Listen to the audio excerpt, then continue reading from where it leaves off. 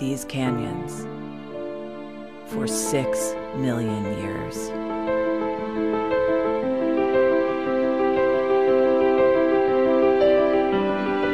I have traveled from the Rocky Mountains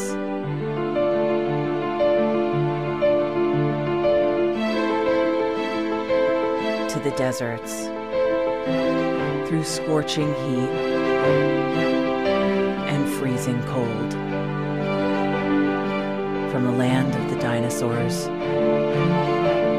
to fields of food.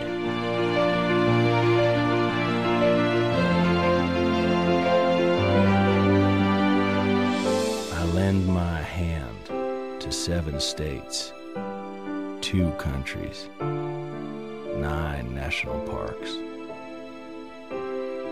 and 36 million people across an arid West. I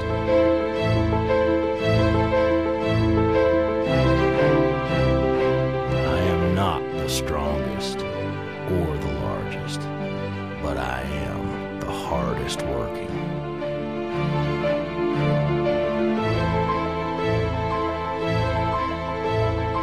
People love me. My playfulness, My beauty. my power,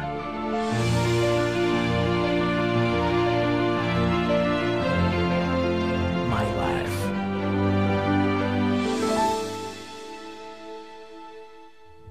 But I don't think I can offer any more. I am I am tired, tired, tapped, and tied. Of the hundreds of major rivers in the world, I am one of the few who no longer kisses the sea. Battles to harness my soul have been won and lost. Use me wisely, and I will sustain you. Use me like you have, and I will break.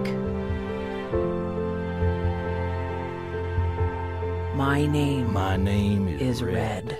The Grand River Red. The American Nile. The Canyon Maker. I am the Colorado River. And I am the most endangered river in America.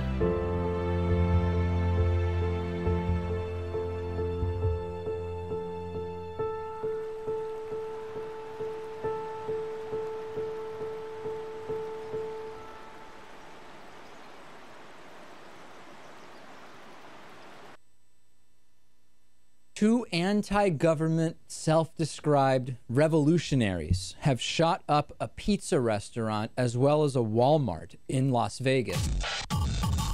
The internationally syndicated political series, The David Pakman Show, provides progressive talk, analysis, and interviews with the nation's youngest radio and television host, David Pakman. Find out more and catch up on all the latest episodes by visiting our website at freespeech.org.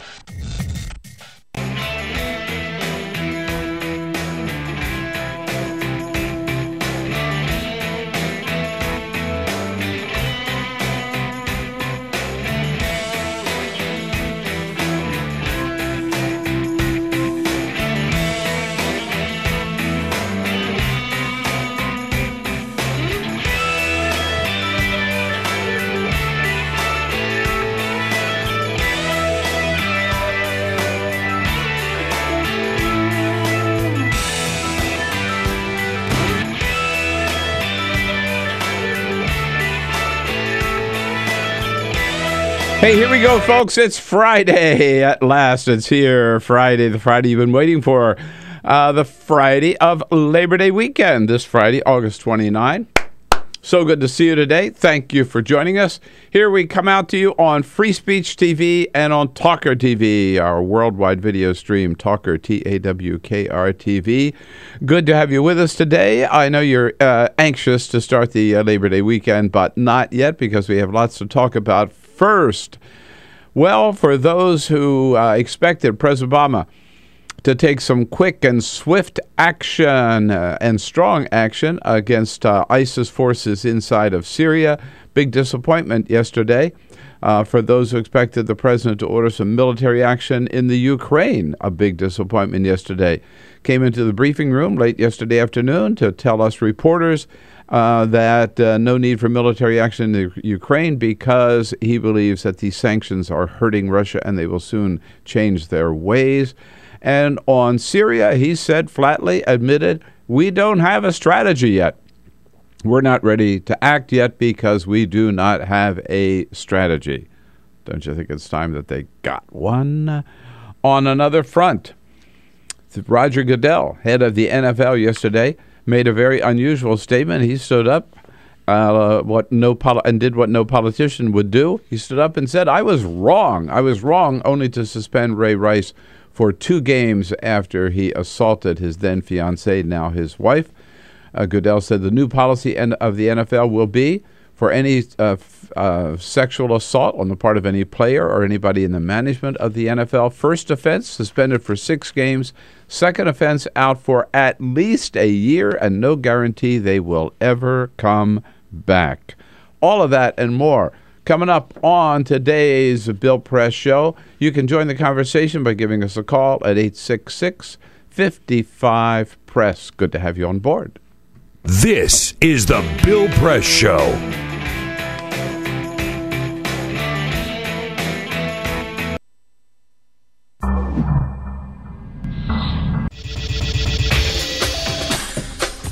Tune into Free Speech TV for Democracy Now!, a national, independent, award-winning news program bringing you people and perspectives rarely seen on corporate media. I'm the retired bishop with the Episcopal Church as the bishop for all chaplains in federal service. I read that there was a group of people that represented a sense of injustice that I had. We'd lost Zuccotti. I mean, there was a kind of a hope that maybe Trinity Church would be gracious and give refuge.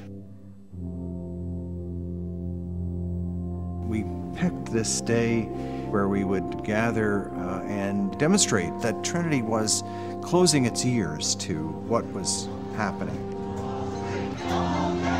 We marched around the block, and I realized that, my goodness, they're carrying a ladder. And I thought, well, this is the moment.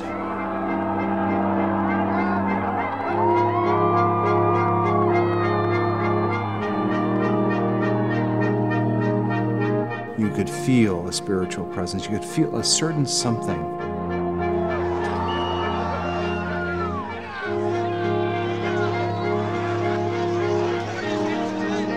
And then the cops came in. It got brutal. Yeah, I'm with you right here. Robin, I'm here. The church needed, in this moment in history, to stand alongside of these protesters. The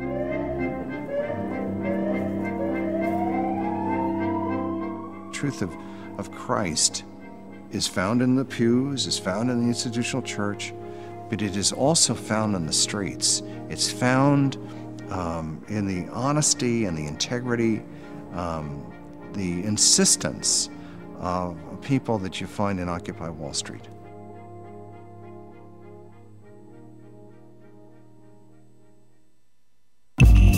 Tune in to Gay USA with hosts Ann Northrup and Andy Hum for in-depth coverage of lesbian, gay, bisexual, and transgender news. Watch Gay USA every week, only on Free Speech TV.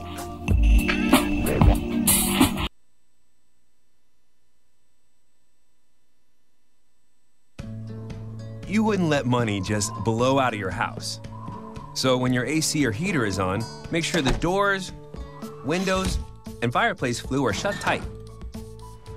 If you're headed out, turn down the AC or lower the heat by 10 degrees. And always keep your water heater set at 120. A little bit of common sense goes a long way. Get more great tips at energysaver.gov.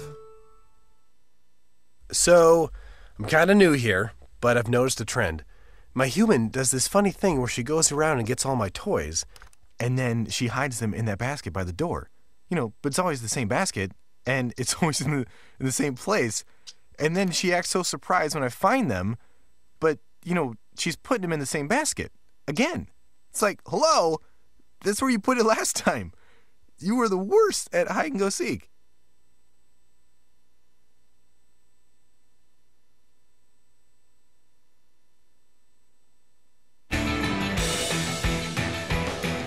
Is Press Show. I was wrong when I said we would know about airstrikes in Syria before the end of the week. President Obama yesterday said, we don't even have any strategy yet. Hey, hello, everybody. What do you say? It's Friday. Friday, August 29. Not only that, this is Labor Day weekend Friday. That means 3 days, man. 3 days. Boy, I love those 3-day weekends. And here is a big win. I hope you enjoy it, but we won't let you go yet because we got too much to talk about on this Friday, August 29. Hello, hello, hello. Thank you for joining us. Climbing on board the bus as we head out from our studio on Capitol Hill in Washington, D.C., to you on your local radio affiliate, where you happen to be in this great land of ours. To you on, if you don't have a local affiliate near you, you can always find us at TuneIn, the TuneIn app. It's free. Download it. Or iHeartRadio, where you can be connected right to one of our great local affiliates. We're glad to see you, too, looking in on Free Speech TV nationwide and on TawkrTV, TawkrTV, youtube.com/TawkrTV worldwide. We got so much going on today, lots and lots to talk about on many different fronts, and then we'll end up the show by just sitting back and drinking a beer for summer fun. How about that? Damn right. Peter Ogburn and Elisa Murphy, the only reason they came in this morning is to have a beer. Hey, happy Friday. Yes, indeed. Alicia Cruz is back. She survived the first day of kindergarten yesterday, and one day is all she needs. That's it. That's why she's back, right? And Cyprian Bolding here earlier has taken off. Monty Kensler filling in as our videographer for the day. So if the picture gets a little fuzzy, just blame Monty. Right. If the ideas get a little fuzzy, before you start drinking beer, I guess that's my fault. Yeah, I mean you could blame the beer later on. Yeah, later on. We're not drinking yet. Man, indeed. Well, we've heard about a lot of food recalls in the United States. It happens every time you turn around, either car recalls or food recalls for something. How about this food recall in China? Did you hear about this one? David Letterman told us about it last night. Here's a news oddity. Chinese authorities have seized 30,000 tons. Take a guess. 30,000 tons of what? Chicken feet. What are you talking about? Because they're tainted. Oh. 30,000 tons of bad chicken feet. Well, there goes my cookout. I'm telling you, is there really a difference between tainted chicken feet and non-tainted chicken feet? It's negligible, honest to God. Think about it. What do they do with the chicken feet? I love chicken feet. Get out of here. Have you ever way. been to dim sum? No, if you go to dim sum, a legit dim sum place serves chicken feet. For what? You have to cook the hell out of them, right? Because they're so... Yeah, and then what do? You just gnaw on them? Cook them. You pick them up and then they put them in a sauce, and then they stir fry them. And you pick them up and you sort of... Get out of here. I'm dead serious. Chicken feet are delicious. They are not delicious. They're very good. No. They're very, very good. Tainted or untainted? I always go for the untainted. I prefer the untainted. Do you have a choice on the menu? It's like you can have your soft shells either deep fried or sauteed. That's you can have your chicken feet tainted or untainted. I mean, I could see if you're making A stock? Like a They're suit, great in yeah. Stock, yeah. They're I can wonderful see in in stock, particularly the untainted ones. You go... but no, you do double duty. You use the feet, you cook them slowly no. in some water, you make a stock, and then you take the feet out, and then you stir fry them. No. That's some horrible. spices. Dude, they're so good. Yeah, next they're going to have the cow hooves Never had on cow the hoof. menu. For the shortage, we're going to bring in this. Oh, Lord. All right. So lots coming up. Susan Page, USA Today, Washington Bureau Chief, joining us a little bit later in the hour. A little squadron of reporters from different outlets we will have, as always. And then, yes, indeed, our good friends from Bluejacket are going to be here with some summer beers for this year's big beer festival. Is it this weekend or next weekend? It's next weekend, I think. It's the weekend after next, actually. Yeah, right. So, yeah. Okay. And we'll take a advanced look at that with some good beers for the summer. And Roger Goodell from the NFL making a big admission yesterday. But first, this is the Full Court Press. Just a couple of other stories making news. We got word that the president was going to have a press conference yesterday to talk about a number of issues. The thing is, no one cared about what he said because of what he was wearing. Unbelievable. The president came out in a tan suit. Never seen him in a tan suit before. Frankly, never. A baggy tan suit. It wasn't exactly the best fit on the president, but we'll let him have that. A tan suit with cuffed pants. Some people called it beige gauzy. Some people called it the audacity of taupe.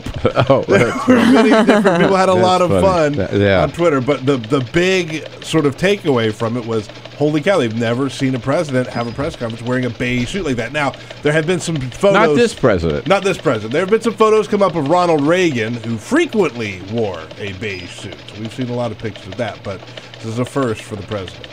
I'm just trying to think about It's a little Clinton. late in the summer for a beige It is, suit. yeah. And where's his seersucker?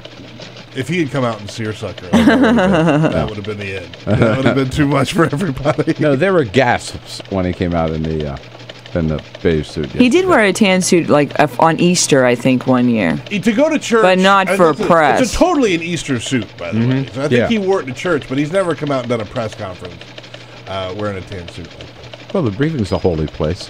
The briefing room is a holy place. Yes, a lot of angels there. Big news from France. Brad Pitt and Angelina Jolie got married over the weekend. News broke yesterday. They have famously maintained that they were not going to get married until gay marriage is legal. They want equal rights for everybody, and I guess they feel that we've come far enough on the whole gay marriage thing that enough states have picked it up and allow gay people to get married. So they went ahead and took the plunge. They have several children together already. They've been living together, so this is essentially just a formality. But congratulations to the two. Yeah. Boy, God, what a handsome couple, you know? Yeah. Yeah, seriously. And, Bill, it's football season officially. Last night, college football was back. The big game was Texas A&M taking on the University of South Carolina. It was supposed to be a close game. It was supposed to be a good game. South Carolina ranked number 9. Texas A&M ranked number 21. Texas A&M won that game 52-28. It was not close. Whoa. At all. South Carolina was fighting, though. I watched that game. It was a good game. They did fight. It was close to half, but then they just sort of took over. Yeah. Kenny Hill is the quarterback for Texas A&M. He has big shoes to fill. He's replacing Johnny Manziel. He stepped up in a big, big way. In fact, Johnny Manziel tweeting last night just said, Kenny football. Johnny football. Yeah. Texas A&M clearly going to be a force this year. Well, sorry to you and all the residents of South Carolina. I know, I was pulling for the Gamecocks. We're being humiliated last night. Yes, indeed. All right. Thank you, Peter. Yeah, on the sports front, some big news, some really big news yesterday out of the NFL, and some welcome news. And we heard we saw Roger Goodell do something that few politicians will ever do. He stood up and said, I was wrong. I was dead wrong. And it all goes back just about a month ago. And we talked about it here on the show, and love to get your take on it this morning, when the Ravens running back, Ray Rice, had this altercation with a girlfriend. The videotape from the hotel showed him he had assaulted her, showed him actually dragging her into an elevator or out of, I forget now, but saw both ends, by her hair.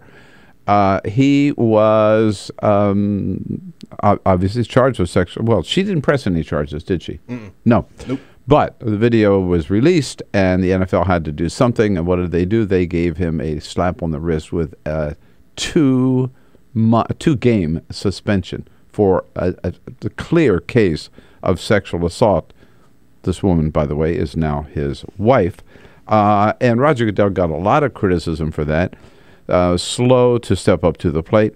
Just as, by the way, he has been very slow to step up, was very slow to step up to the plate on the matter of concussions in the NFL, and got a lot of criticism for that.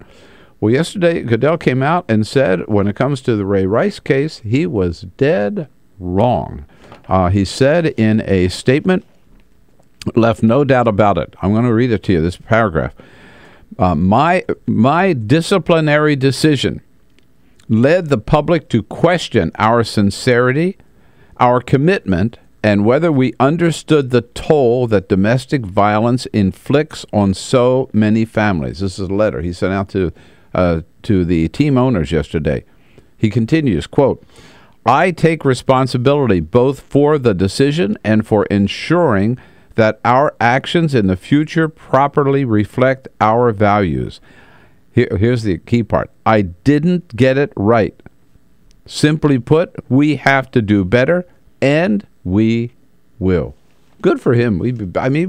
Politicians would be better off if they would just, I screwed up. I got that wrong. Yeah. Own it. Right. At any rate, Goodell owned it, said he got it wrong, and he said the new policy of the NFL, and it's a tough one.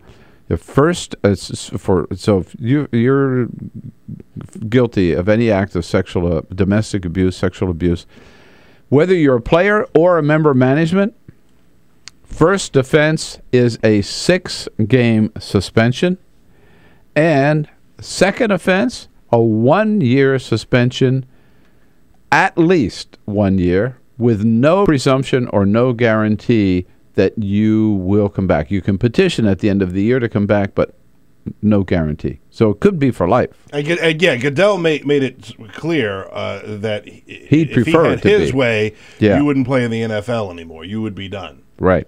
It's a big deal. Look, spousal abuse, domestic violence is not an issue that just women should care about, right? We should all care about it, obviously. But the NFL realized that this sends a bad message to women who they have been working very hard to try and get to tune into their game. Sure, right, yeah. So I get that it's a business decision, and it's unfortunate that, we had to get to the point where someone like Ray Rice only saw 2 games before Roger Goodell saw the light, but he saw the light. But he did see the light, yeah. And I think this new policy is a good policy, and I think this new policy sends a very clear message. We don't tolerate this. No way, no how. You may be a big, tough football player, but, right, that doesn't give you a license to go around beating up on anybody, right. So certainly not on women. And then now that, so love to have your take on this, 866-55-PRESS. Did Roger Goodell do the right thing? Now the question is, what's he going to do about Ray Rice? He admits he was wrong about Ray Rice. That was only a month ago. The season hasn't started yet, right? That's right. No. I think if Goodell really means it, he ought to come up and say, yeah, I got it wrong, and Ray Rice, you're not playing this season. Yeah. This season. Let's live up to the policy. Well, 6 months or the whole year. Was this his first? This is his first event. So, all right, yes, 6 games. All right, give him the 6 games then. At least let the policy apply. Why shouldn't it apply to him? If he is wrong about Rice, it was only, this is not something like 3 or 4 years ago, right? It was only a month ago. And I think the bad taste is still out there and will remain about the Ray Rice decision unless he corrects it right now. Yeah.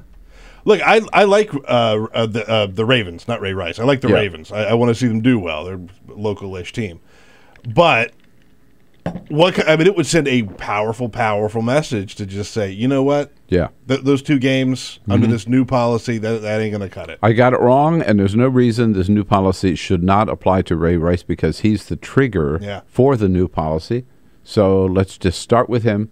And And Ray Rice already said he's not going to appeal whatever decision that they make. And so he won't get any,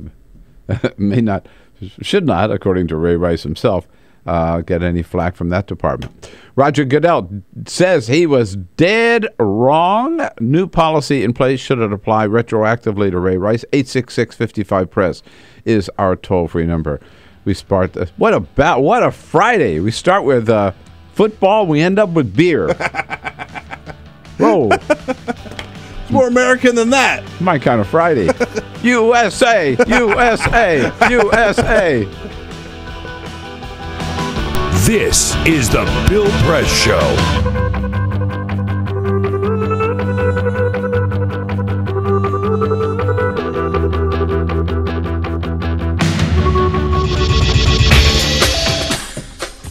Tune into Free Speech TV for Democracy Now!, a national, independent, award-winning news program bringing you people and perspectives rarely seen on corporate media. Grunt work. Love it, hate it, useful, not useful. Necessary. Our social entrepreneurs are people who have been on the front lines of social change. I've learned so much from talking with them. This is Cafe Impact, and I'm Jonathan Lewis. I will say that I think is a challenge for anyone, especially the new workforce as they come in, is the ability to accept grunt work with grace. The most boring, awful details are the most important elements of doing this work. From the way you save names in your Rolodex to the way you bank and you deposit checks. The truth is, this work isn't glamorous, it's rewarding. You don't go into this for the glamour, you go into it for the impact. And so it takes that determination to do the scut work to actually get anywhere. It can be really challenging in a first job for someone who's coming out of finishing school to have the enthusiasm that they do to make the type of social impact that they've dreamed of. And now they're here in this first job and all of a sudden they're shouldered with all this grunt work. And they don't understand and they don't get it and they're resentful. Talk more about the power of answering phones. Sure, I did that myself, took out the trash, cleaned offices when I had to, and it's all good. There's power in being a good team player and in being somebody who sometimes has to support other people's leadership before you get to have your own moment in the sun. Is it hard to wait? It is absolutely hard to wait, especially if you're an alpha female like I am. I think grunt work can help a new employee build trust internally and teach them the nuances of how an organization is run so that they can have a real good sense of what HR is doing, what finance is doing, what all the other departments are, and that actually makes them a better employee in the long run. So in my role on a daily basis, I literally can be looking at a new venture in software. We could be looking at a microfinance deal. I could be making coffee, taking out the trash, and riding a tractor on any given day. Have you found people who thought it was demeaning that they were given this job, work in the front office and make the coffee when they graduated with all A's from this great university? Yeah, people like that just don't last very long in our world. If your approach to life is that, you're so smart and you're such a fabulous entrepreneur that you can't understand why people aren't giving you opportunities, it's really hard to advance.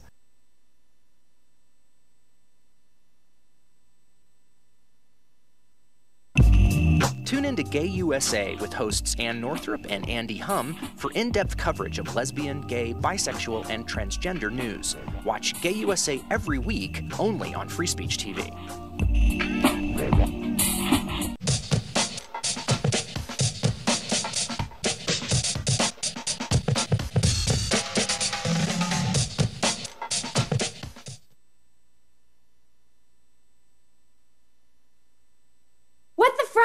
What the frack? What the frack? What the frack? President Obama, are you fracking kidding me? Reopen the EPA studies. In Texas, Wyoming, and Pennsylvania. Fracking pollutes our oceans. Fracking poisons our water. Fracking makes climate change worse. Fracking relies on toxic chemicals that cause cancer. Ban fracking now. Ban fracking now. Go on.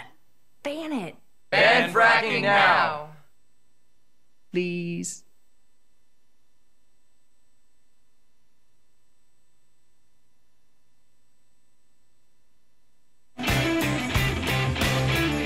minutes after the hour here, talking about the NFL righting a wrong yesterday on the part of Roger Goodell. A rare apology for any person in power these days, it seems, particularly for any man in power.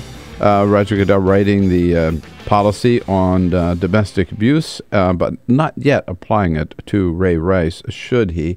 And a big question, Peter, which you raised, is whether or not this decision was purely based on financial reasons. I mean,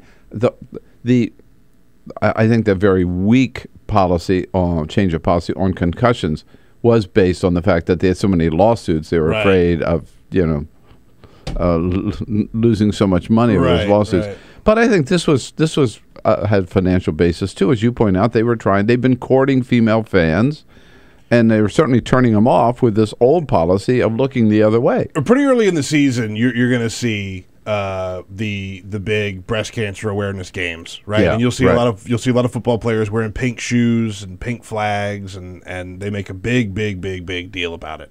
And for them to have that going on while they have, and by the way, Ray Rice would, under the current suspension, the 2-game suspension, he'll be playing in those games. Yeah. Now, talk about a bad look. Right. To have Ray Rice out there running around with pink shoes on while they're trying to tell women, we want you to watch our game. Yeah, right. So should it apply retroactively? I think so. Ike, down in Charleston, South Carolina. Hello, Ike. Hey, happy Friday. Yes, indeed. I can't believe you don't. I just finished my chicken feet and scrambled eggs. Man. You ought to try it. It keeps you running all day long. In Charleston, they eat pig feet down there. Chicken feet is sort of a different thing. It keeps you running all day long, and if you've never been to Louisiana, they eat some stuff on the bayou. You don't even want to know what it is. No, I don't. All right. But hey, on this football thing, I'll just throw a word of caution. This gives an awful lot of power to girlfriends and to wives. If it's not really well documented, this guy was on tape, but we've seen examples where this kind of thing has been abused, and the woman's used it against the guy, and you got to be careful with it. But I'm glad he stood up and took. I'm glad he stood up and earned his money. I'll put it that way. Good point, Ike. And yes, there have been some women who have made false charges, but there have been more and more women, many more than that, who've been serious victims of serious abuse. And the men got away with it. Happens all the time. Kevin in Chicago. Hi, Kevin. Hey, Bill. How are you? Hey, Peter got it right. It's all about the money, because if he was really sincere about it, he would have said at the end of his, his admission and his ownership of that. Oh, and by the way, Mr. Rice, since they did get it wrong, don't plan on suiting up until the 7th game. Okay? They just got a tremendous amount of flack. Come on. You watch that video, you got to be in Neanderthal to think, that's appropriate. Yeah, no, absolutely, Kevin. Good to hear from you. I agree. He's got to make it stick by sticking it to Ray Rice as well. This is the Bill Press Show. This is my computer. This is your computer. Let's go on the internet. Let's go. Click it. Yes. Okay. I cursor in between the R and the E. Racing dot. I want you to just push the period. She's gonna love me all over again. That's it. Jamaica, here you go. Here we go. Good job. Thank you. And I did it by myself. Feel smarter. So, I'm kind of new here, but I've noticed a trend. My human does this funny thing where she goes around and gets all my toys, and then she hides them in that basket by the door. But it's always the same basket, and it's always in the same place. And then she acts so surprised when I find them, but, she's putting them in the same basket. Again. It's like, hello, that's where you put it last time. You were the worst at hide and go seek.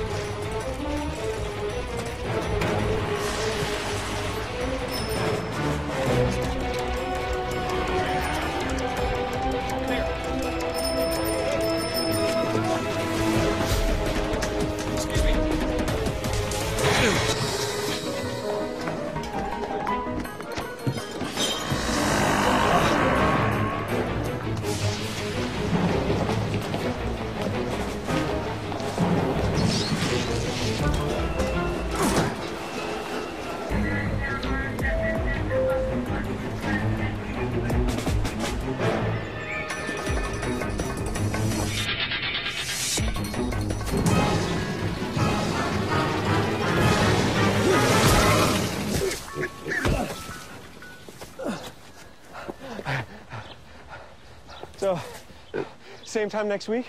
Well, of course.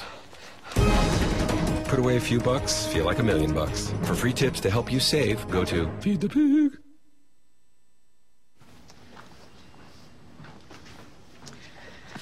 All right. I know this isn't any fun to talk about, but we should.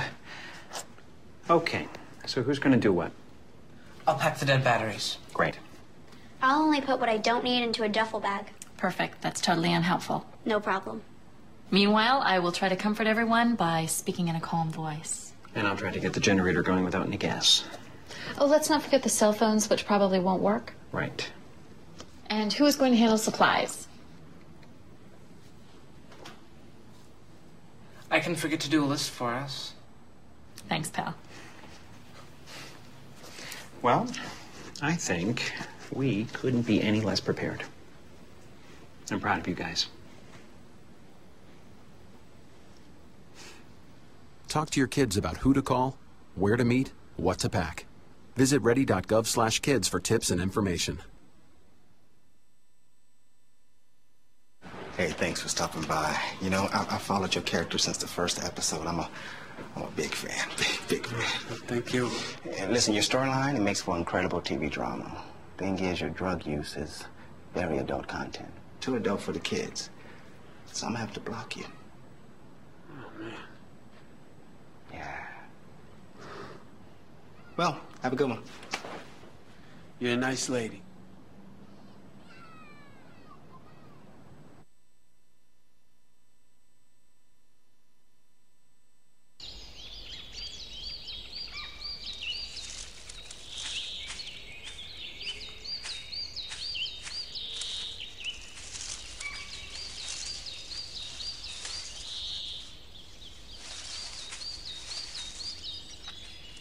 At Earth Justice, we defend the environment in the courtroom. Join our fight. When you take a seat, you take a stand. Earth Justice, because the Earth needs a good lawyer. Tune in to Gay USA with hosts Ann Northrup and Andy Hum for in-depth coverage of lesbian, gay, bisexual, and transgender news. Watch Gay USA every week, only on Free Speech TV.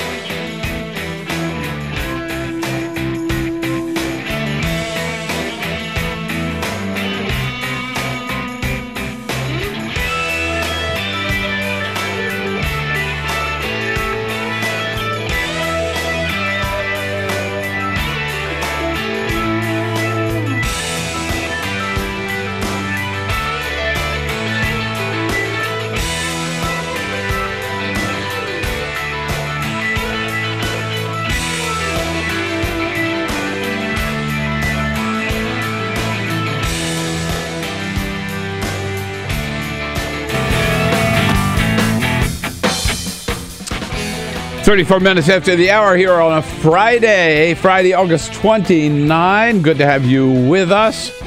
Moving on here, but first, just one more comment on Roger Goodell's standing up yesterday, admitting he was wrong with only suspending Ray Rice for 2 games after a very just disgusting case of domestic abuse, no doubt about it. Roger Goodell saying the new policy now for the NFL will be 6-game suspension for your first offense and a full year and maybe forever for your second offense.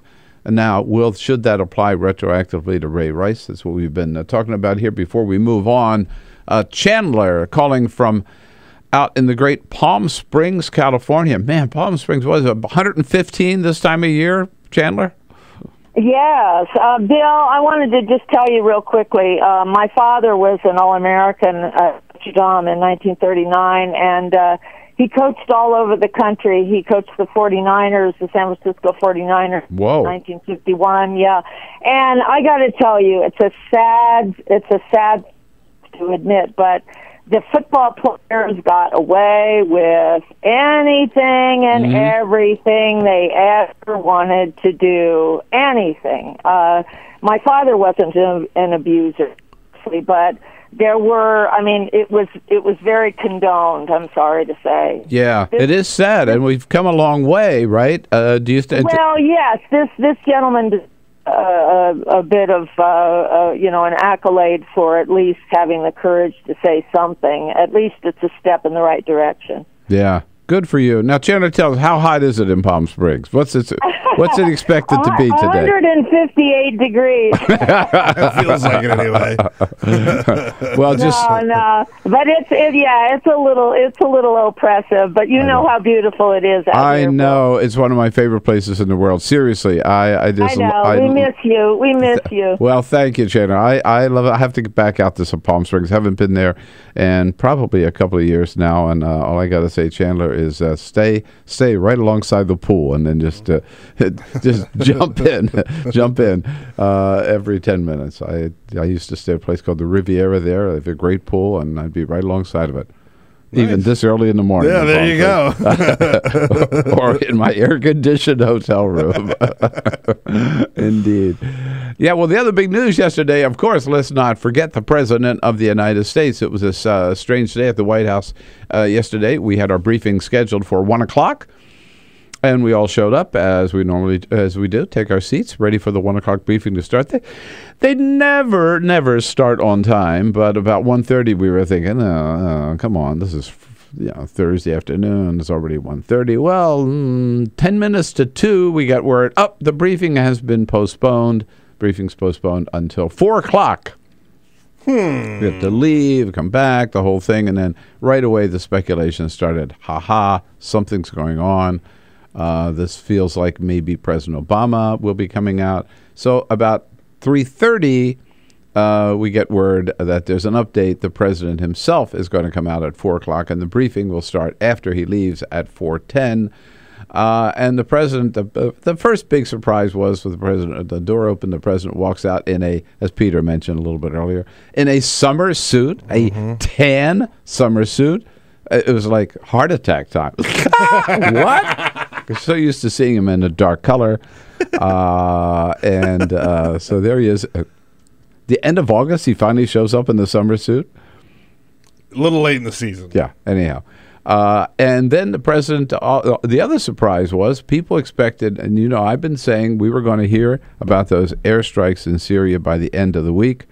And then on top of that, we have a new invasion, although he didn't call it that, of the Ukraine by Russia in yet a new location, a totally different front. They rolled tanks in to a part of Ukraine yesterday. So we expected the president to announce some action in the Ukraine or announce some action in Syria. If you were expecting that, you were disappointed on both fronts because the president condemned what was happening in the Ukraine and certainly has condemned what ISIS is up to in Syria, but had no action on either end. First of all, on the Ukraine, he said there's no doubt about it. This is not homegrown. This is all Russia. There is no doubt that this is not a homegrown indigenous uprising in eastern Ukraine. And the president said the evidence is there. We know who's behind it all. The violence is encouraged by Russia. The separatists are trained by Russia. They are armed by Russia. They are funded by Russia. Russia has deliberately and repeatedly violated the sovereignty and territorial integrity of Ukraine. But once again, the president said he believes that the sanctions that we put in place and that EU nations have put in place are having their impact. They have slowed down the Russian economy. Putin has got a lot of pressure, getting a lot of pressure from businesses and finance leaders inside of Russia to change the policy so that the sanctions could be eased up. The president said they're working. Policy is working, and he dismissed any possibility of military action in the Ukraine.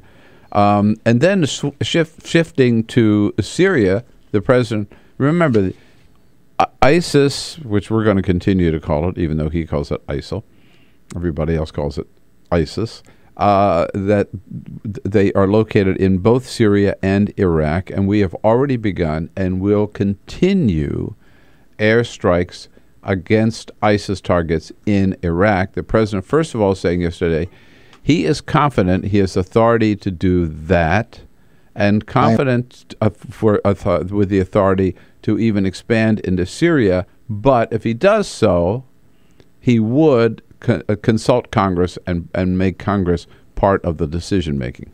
I am confident that as Commander-in-Chief, I have the authorities to engage in the acts that we are conducting currently. As our strategy develops, we will continue to consult with Congress, and I do think that it'll be important for Congress to weigh in. So, but then the confusing part was, at least confusing to me, I mean, we've heard this week that plans for expanding our airstrikes into Syria, where the ISIS forces are mainly located, that plans are being prepared by the Pentagon as one option for the president. We've heard that. We also have heard the White House has confirmed that surveillance flights inside of Syria are already taking place by American military aircraft. So we really expected him to say, here's what we're going to do, and here's how, and here's where they begin. Instead, the president said yesterday, in effect, we don't have a clue as to what we're going to do. But I don't want to put the cart before the horse. We don't have a strategy yet. We don't have a strategy yet. Yeah, and I must admit, I find that hard to believe. I mean, if we know where ISIS is, and we're already doing surveillance flights to find out the precise locations of the military targets, we don't have a strategy yet?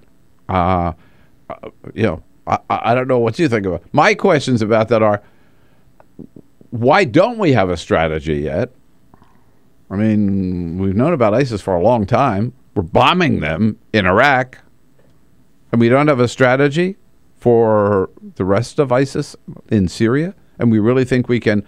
The president made a speech 2 days ago saying our goal is to destroy ISIS. That's what he told the American Legion.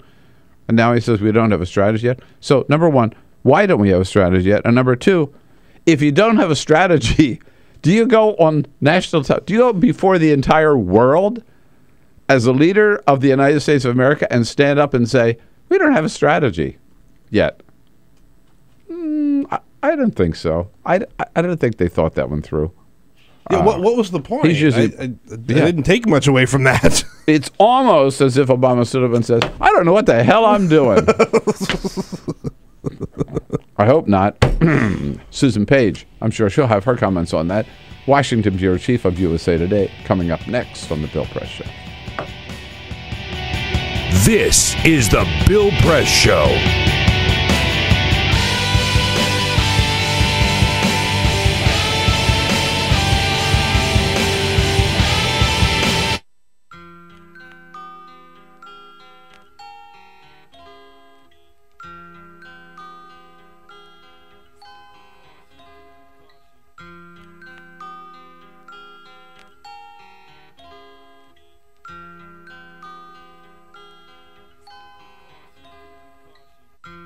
Just this month, my bill was like $138. Even at one phone call a week cost me $40 to $50 every month. I am living on a fixed income of SSI, so this is really a great hardship. Families are being punished. When they incarcerate your children, they incarcerate the whole family. In 2011, the Media Action Grassroots Network, Working Narratives, and Prison Legal News founded the Campaign for Prison Phone Justice, an effort to call on the FCC to address the cost of interstate phone calls. The campaign mobilized prisoners to send hundreds of letters. Advocates and families filled out postcards, met with elected officials, and signed petitions. Partnerships were formed across the political spectrum and with groups in the criminal justice, civil rights, and public interest community. The film distribution company Participant Media and director Ava DuVernay joined the fight through a social action campaign tied to the release of the feature film Middle of Nowhere. In an effort to push the FCC to act, the campaign hosted a historic rally outside of the Federal Communications Commission where for the first time, families of prisoners, elected officials, civil rights and faith leaders came together to call for an end to predatory phone rates. We're all held captive when predatory phone companies gouge our families. My son has been incarcerated now for over 10 years, and my husband estimates that in the time we spent over $25,000 on prison phone calls. My hero's not yours, you probably arrested them. Your schools probably neglected them. They spawn thoughts, you probably infected them. Feed us what you feed us, you can lay us next to them. FBI call it major crimes. Babies making babies cry.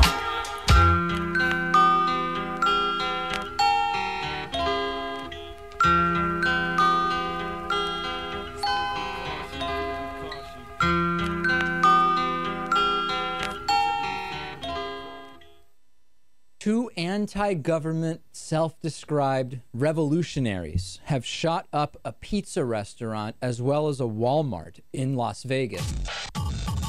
The internationally syndicated political series, The David Pakman Show, provides progressive talk, analysis, and interviews with the nation's youngest radio and television host, David Pakman. Find out more and catch up on all the latest episodes by visiting our website at freespeech.org.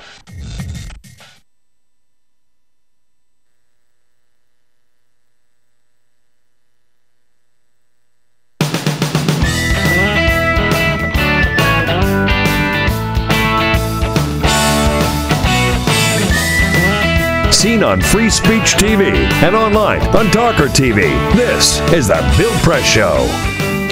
All right, 12 minutes before the top of the hour, here we go on a Friday, August 29. It is a Labor Day weekend, and anybody with any sense is already out of town. But I guess, what does that say about me and Susan Page?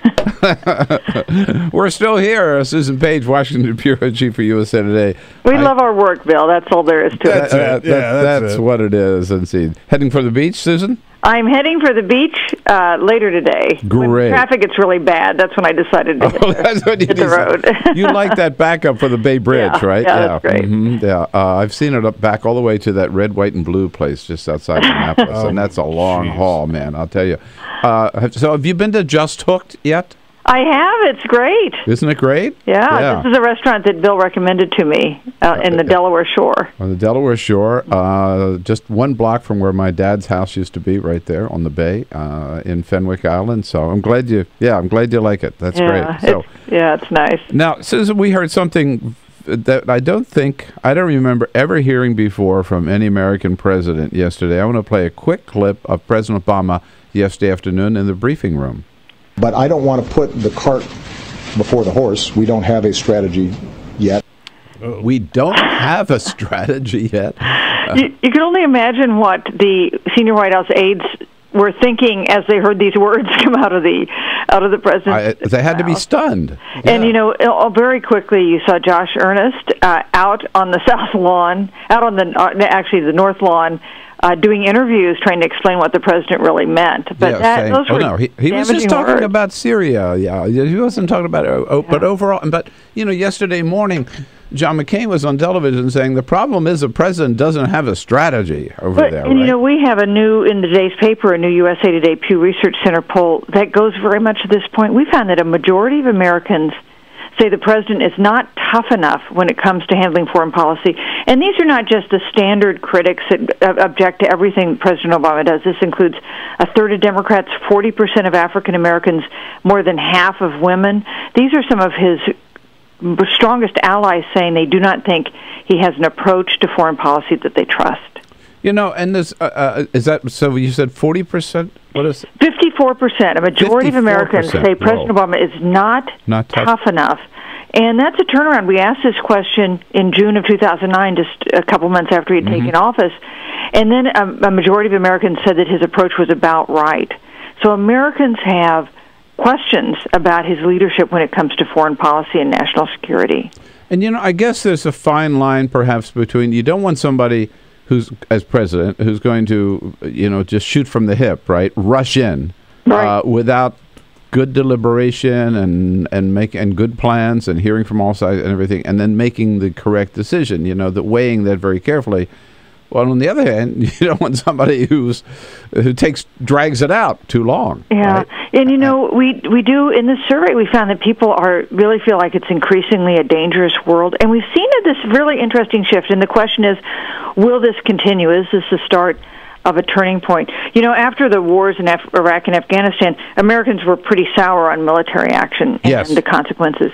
We found a big shift in the past year on the number of Americans who say we need to be doing more when it comes to trying to solve the world's problems.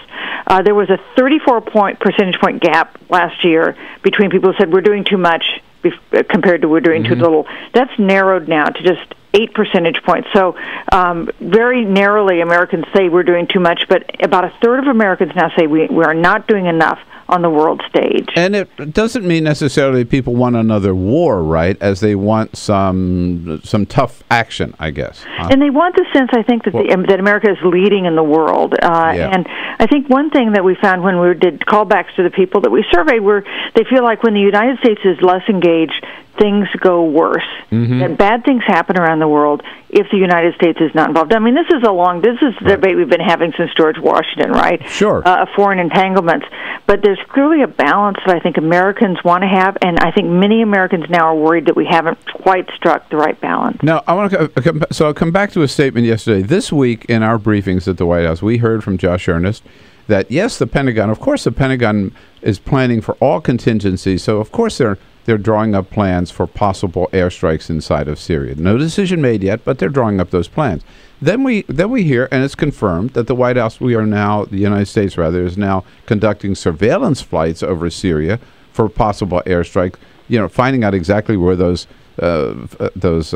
equipment and all that material is located, right? Possible targets.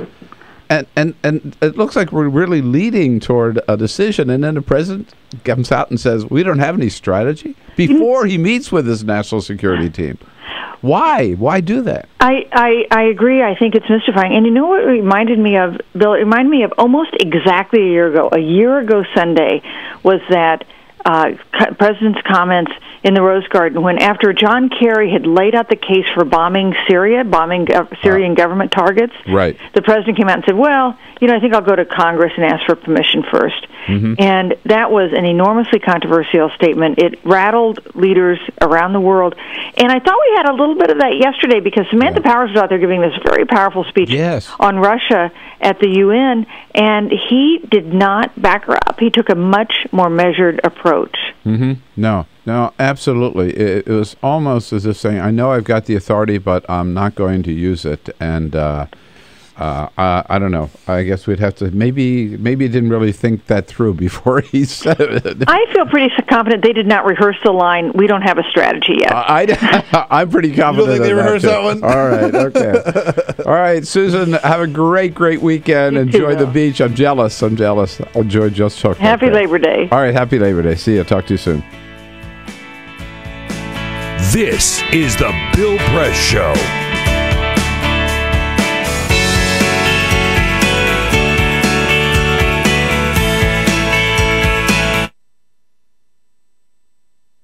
What the frack? What the frack? What the frack? What the frack? President Obama, are you fracking kidding me? Reopen the EPA studies. In Texas, Wyoming, and Pennsylvania. Fracking pollutes our oceans. Fracking poisons our water. Fracking makes climate change worse. Fracking relies on toxic chemicals that cause cancer. Ban fracking now. Ban fracking now. Go on. Ban it. Ban fracking now. Please.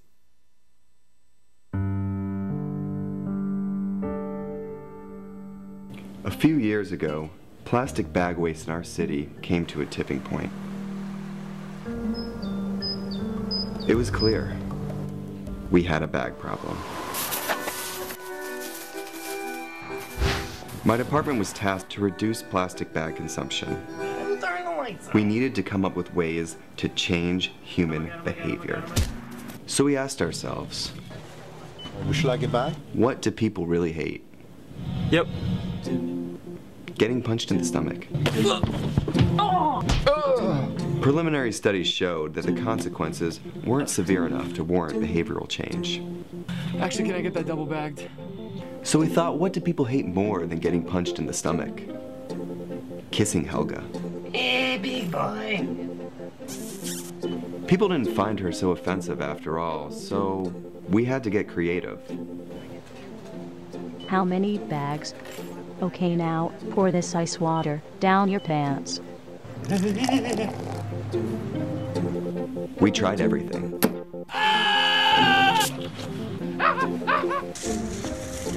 Eat the threat. Defuse this bomb. Even fighting your clone. After blowing through millions of dollars of government funds on research, I came up with a brilliant idea. Why don't we just charge 5 cents per bag? That's a stupid idea. Would you like a bag? Yes.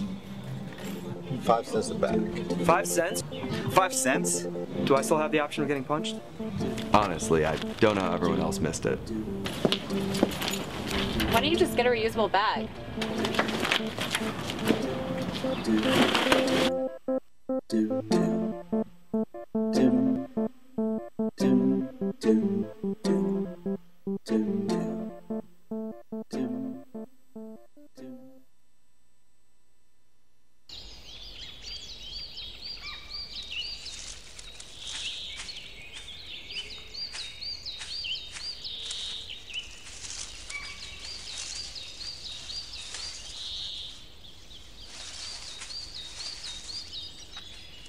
At Earth Justice, we defend the environment in the courtroom.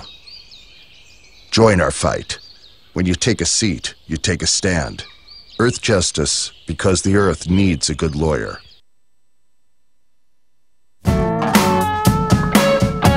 This is the Bill Press Show.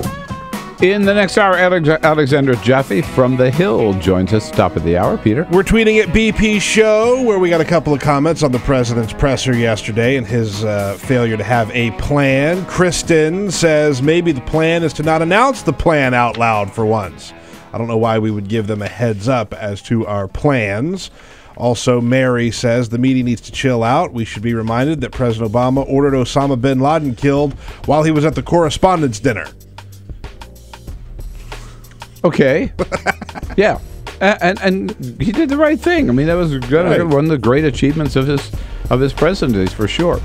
But if you don't have a plan, you don't stand up and tell the world, I don't have a plan. This is the Bill Press Show.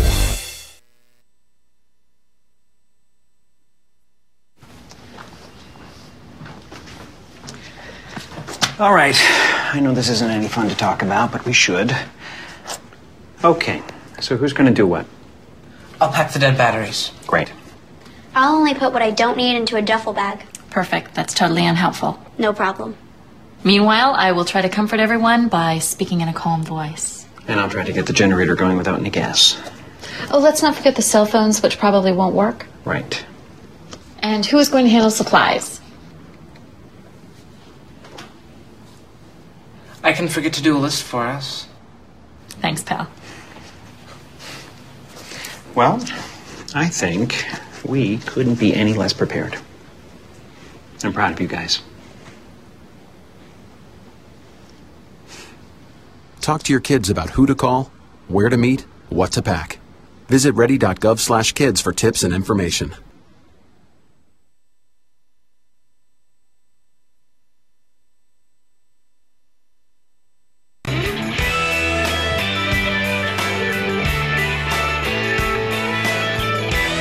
Hey, here we go, folks. It's Friday at last. It's here, Friday, the Friday you've been waiting for. The Friday of Labor Day weekend, this Friday, August 29. So good to see you today. Thank you for joining us. Here we come out to you on Free Speech TV and on TawkrTV, our worldwide video stream, Tawker, TAWKR-TV. Good to have you with us today. I know you're anxious to start the Labor Day weekend, but not yet, because we have lots to talk about. First, well, for those who expected President Obama to take some quick and swift action and strong action against ISIS forces inside of Syria. Big disappointment yesterday for those who expected the president to order some military action in the Ukraine. A big disappointment yesterday. Came into the briefing room late yesterday afternoon to tell us reporters that no need for military action in the Ukraine because he believes that these sanctions are hurting Russia and they will soon change their ways. And on Syria, he said flatly, admitted, we don't have a strategy yet. We're not ready to act yet because we do not have a strategy. Don't you think it's time that they got one? On another front, Roger Goodell, head of the NFL yesterday, made a very unusual statement. He stood up and did what no politician would do. He stood up and said, I was wrong. I was wrong only to suspend Ray Rice for 2 games after he assaulted his then fiancée, now his wife. Goodell said the new policy of the NFL will be for any sexual assault on the part of any player or anybody in the management of the NFL. First offense, suspended for 6 games. Second offense, out for at least a year, and no guarantee they will ever come back. All of that and more coming up on today's Bill Press Show. You can join the conversation by giving us a call at 866-55-PRESS. Good to have you on board. This is the Bill Press Show.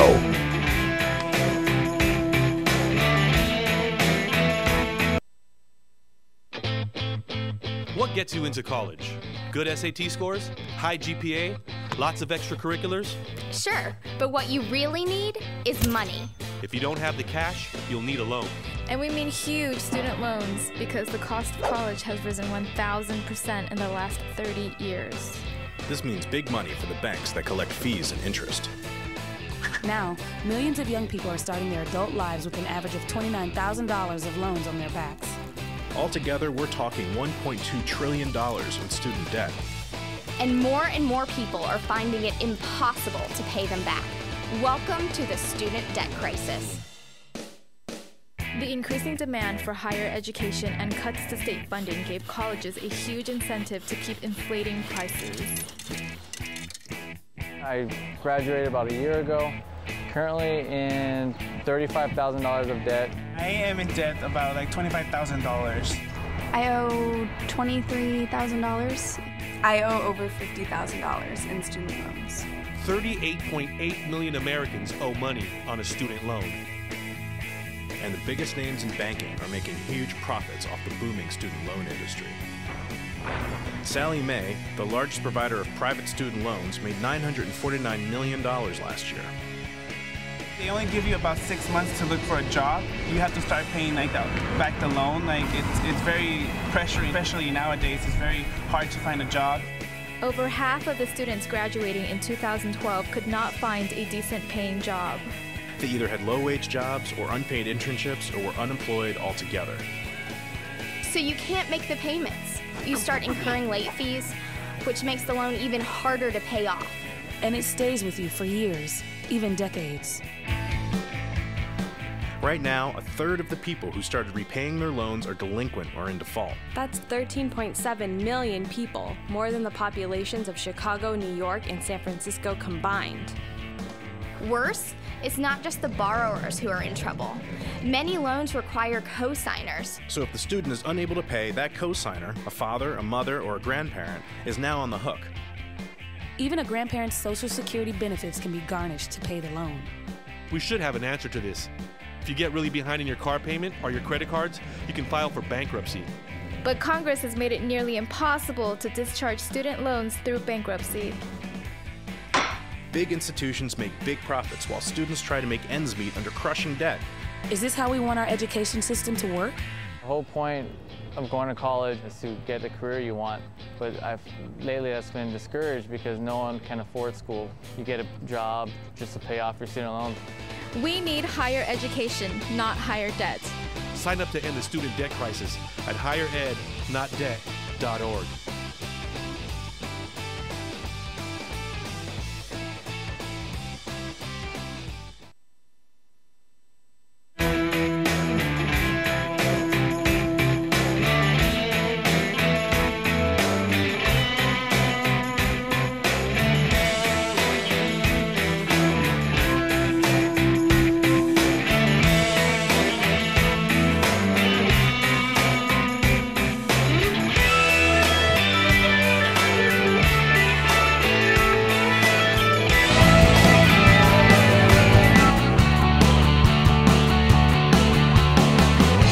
broadcasting around the nation, on your radio, on your TV, and online.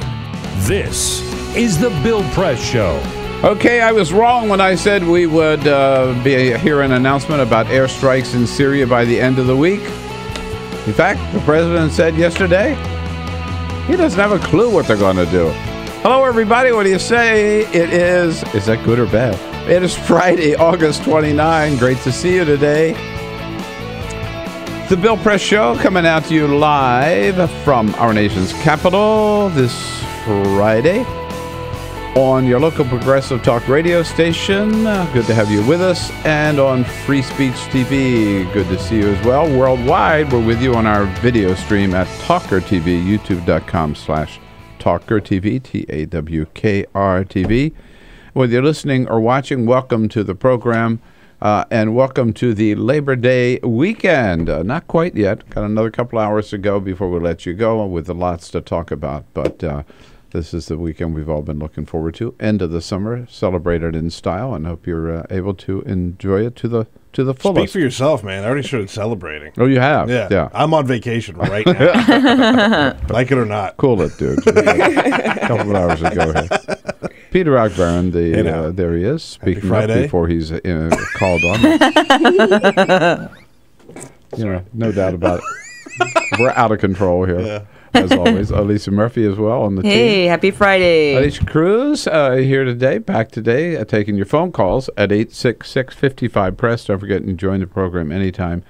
A conversation, 866-55-PRESS is the toll-free number, or send us your comments on Twitter, at BP Show, and on Facebook at facebook.com/Bill Press Show. Cyprian Bolding has already fled the coop in terms of celebrating Labor Day weekend, but Monty Kanzler is here doing a good job as our videographer this morning. And we welcome back a good friend of the program from The Hill, Alexandra Jaffe, political reporter, staff reporter for The Hill. How'd you get stuck by being here on Labor Day weekend? I know, right? I'm already on vacation, too. I don't know how this is going to go. I don't either. So, relationships, New York, they're very special. How the relationship starts, what happened. David Letterman had some comments on that last night. And the proof of the relationship may be the bed bugs. Here he is. Last summer, the city was infested with the bed bugs. Check into a luxury hotel or you check into a dump. Either way, bed bugs. Yeah. Bed bugs. The city was overrun with bed bugs. Well, guess what? Now the bed bugs are in the subway. So here's what happens. You just go on about your life, you ride in the subway, you pick up bed bugs on the subway, and you bring them home with you, and they end up in your bed. And that is how most New York City relationships begin. It's the same kind of a thing. Hey, we trace them all back. Yeah. People you meet on the subway. Sounds about right. Yeah. That's where I'll be this weekend, so maybe I'll pick up some in New York. Bugs. Yeah. Well, it was nice having you in the studio. Right? I don't think you're going to have you back anytime soon. I'll be careful. You are the bed bugs. We'll delouse you before you're allowed back. I don't know. Did you ever pick up anybody on the subway? But it's been a while since I've been in that game.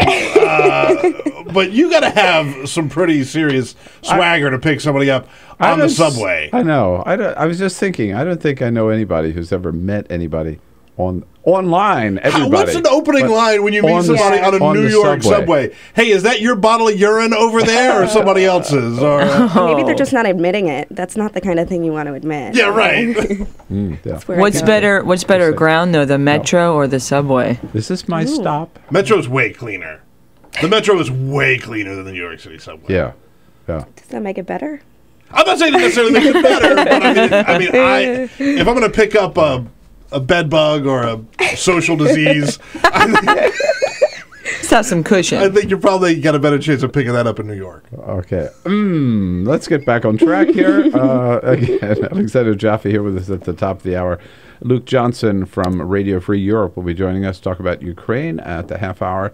And yes, in the next hour, Labor Day weekend, we are going to kick back and enjoy the latest round of beers from our good friends at Bluejacket. But first, this is the Full Court Just a couple of Press. other stories making news. Speaking of relationships, it's sad when they go sour. It is. And everybody takes it differently. Here's the story of one woman who didn't take a breakup so well. She's in Utah. After her boyfriend broke up with her, she broke into his house and started cooking bacon. And then she walked away from it. Uh-oh. So she burned the house down. It's like she burned the whole house down by cooking the guy bacon. That's bad enough. What's even worse is the name of the woman is Cameo Crispy, 32 years old, out of Vernal, Utah. She has been charged with arson. Did she do it on purpose? Yeah, no, she did it on purpose. Okay. Yeah, she absolutely did it on purpose. But what a creative way to burn down your former beloved's house. Poor loser. It seems that way. Labor Day weekend is a big, big weekend, not only because we get the day off, but this is the one time of year that Shake Shack rolls out their corn dogs. So if you are a fan of Shake Shack, which we have some here in D.C., there are a lot in New York, it's sort of all up and down the East Coast. Fabulous. Danny Myers, great change. You could get a Shack corn dog. It's served with sweet corn relish for $4.50. They also have the peach pie concrete. This is the one time a year that you could get the Shake Shack corn dog. So PSA if you're near a Shake Shack. Oh, yeah. Yeah, and you're going to be in New York where they started, right there. And those are Bryant my Park favorite. is a great one. I've never had the Shake Shack corn dog. Now I feel like I have to go They're get very one. good. All right. I feel like I have to go get one. And Bill, here's something that'll drive you absolutely crazy. Need Defender reports that their website crashed because so many people went to go buy Need Defender. We talked about this earlier. They're banned on all major airlines. We talked about this earlier. Don't even try it. This is the device that you put on the seat in front of you when you're flying that prevents the person from reclining. And the story got a lot of attention after a fight broke out on an airplane because a guy was using Need Defender, so the flight had to be diverted. But apparently that's not stopping people from going on and buying them. $21.95 gets you a pair of Need Defenders that will keep the person in front of you from They are banned on airlines. They are, yeah, but it certainly hasn't stopped this guy from. Didn't stop this guy from. Didn't stop this guy, and United Airlines diverted the flight to Chicago when the fight broke out.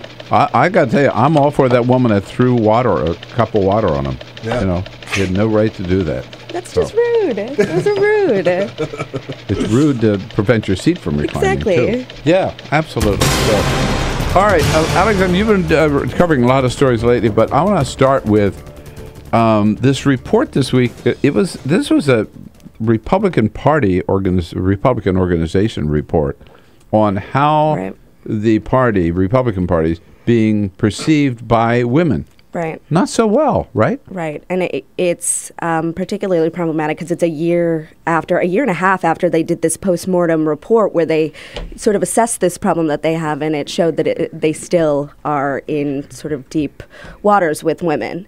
It showed that women see them as out of touch, that they need to sort of reconfigure their message when they're talking about their policy issues. They've been talking about this for 18 months now, like I said, and they haven't made any movement, which is a problem not just for the midterms, but really for the presidential race. Right. So what are they doing about it? Well, that's the question, because presumably they've been doing something about it for a year and a half now.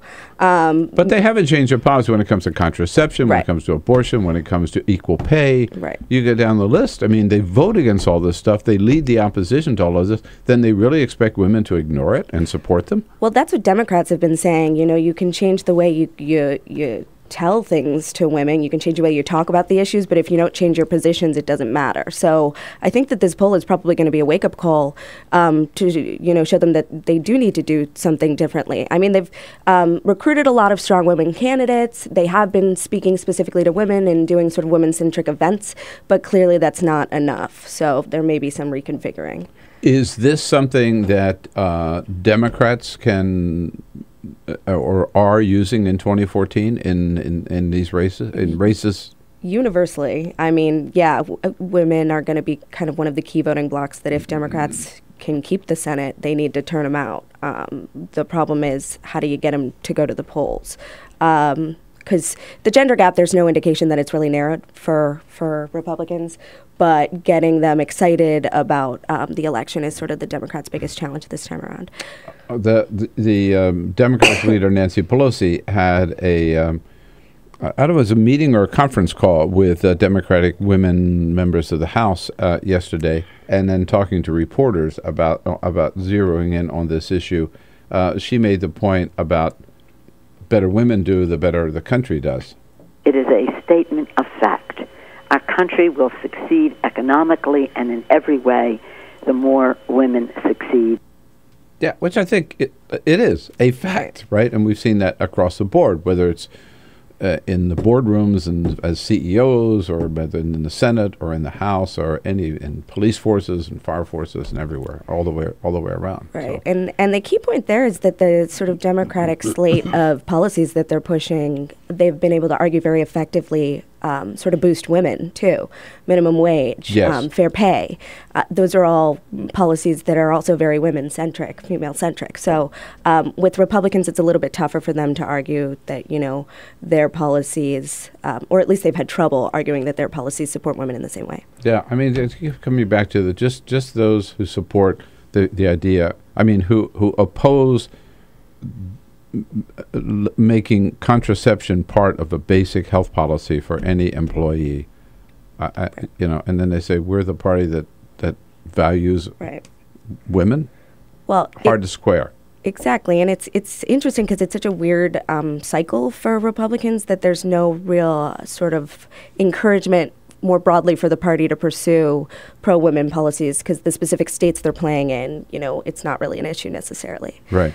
Now, speaking of women candidates, the Democrats also have a couple of outstanding women candidates in Georgia, in Kentucky, other states as well, Mary Landrieu and Jean Shaheen up in New Hampshire. I know I'm forgetting a couple, but I want to ask about those. I mean, Georgia is a state that Democrats are not expected to do well, but Michelle Nunn has a real shot in Georgia. Right, absolutely. She's keeping it competitive, and they're optimistic because it has been turning sort of purple. Like the margins have been narrowing as the presidential years go by.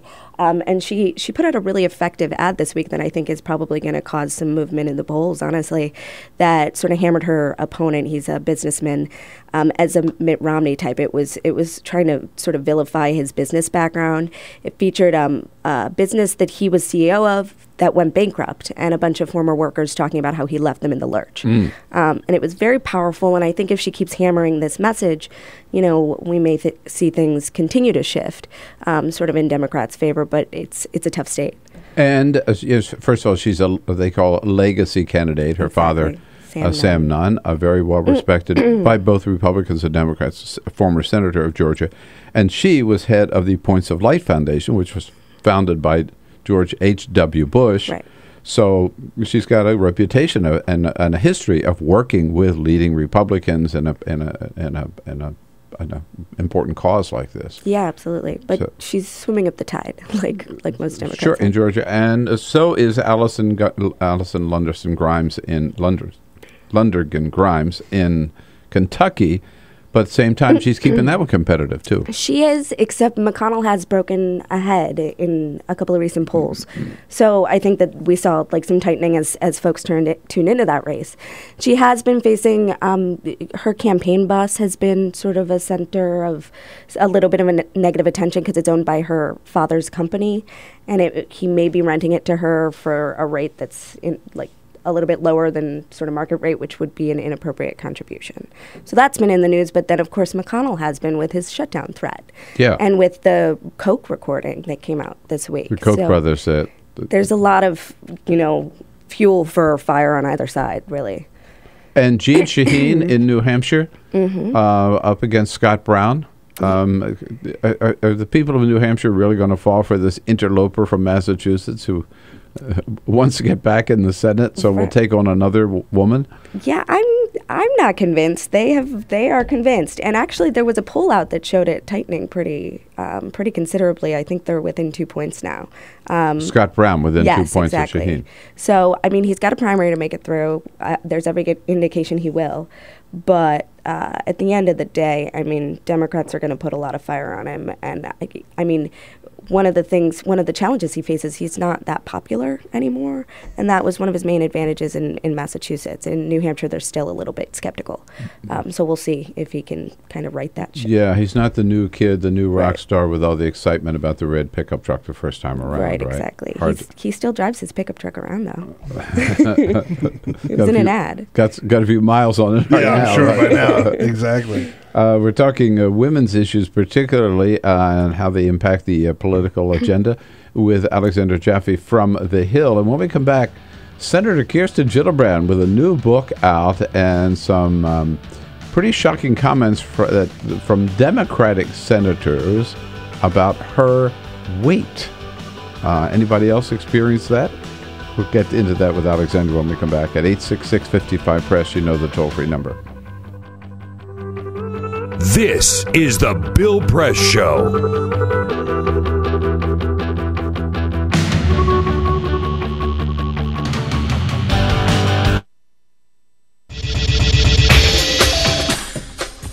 Tune into Free Speech TV for Democracy Now!, a national, independent, award-winning news program bringing you people and perspectives rarely seen on corporate media.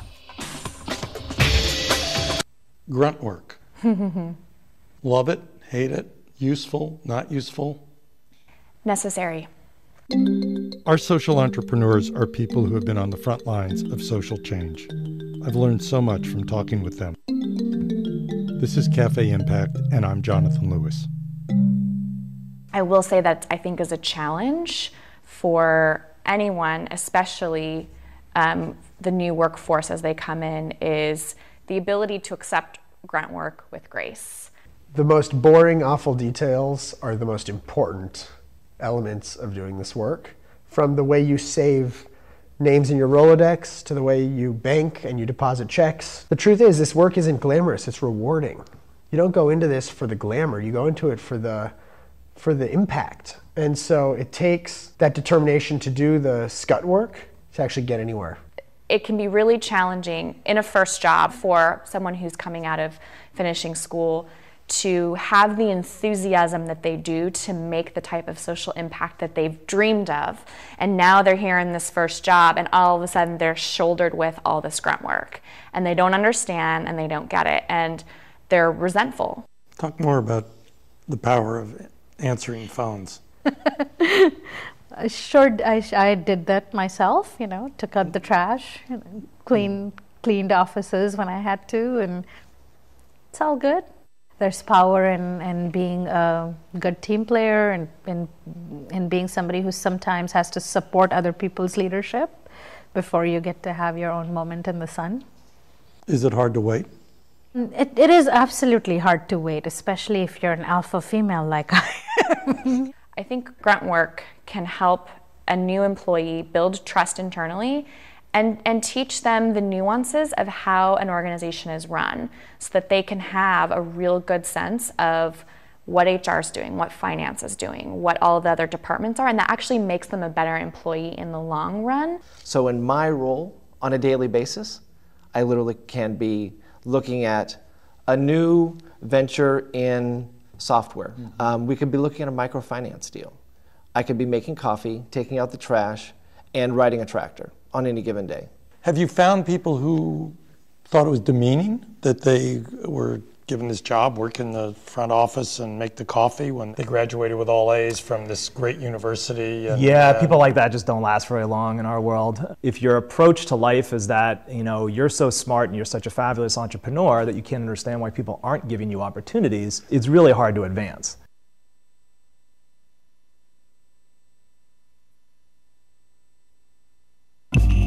Tune in to Gay USA with hosts Ann Northrup and Andy Hum for in-depth coverage of lesbian, gay, bisexual, and transgender news. Watch Gay USA every week, only on Free Speech TV.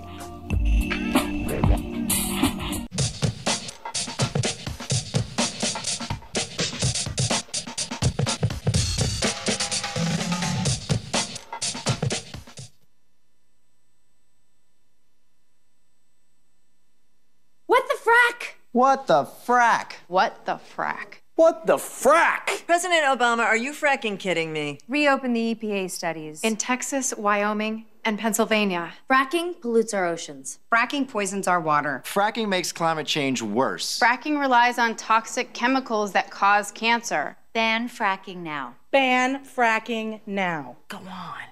Ban it. Ban fracking now. Please.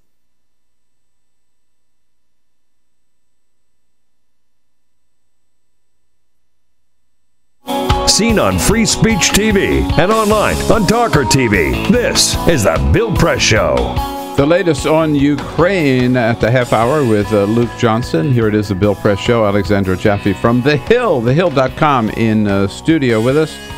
So, Alexandra, Senator Kirsten Gillibrand from New York has a new book out called Off the Sidelines, in which, among a lot of other stuff, she says there were 4 unnamed senators, I believe Democrats.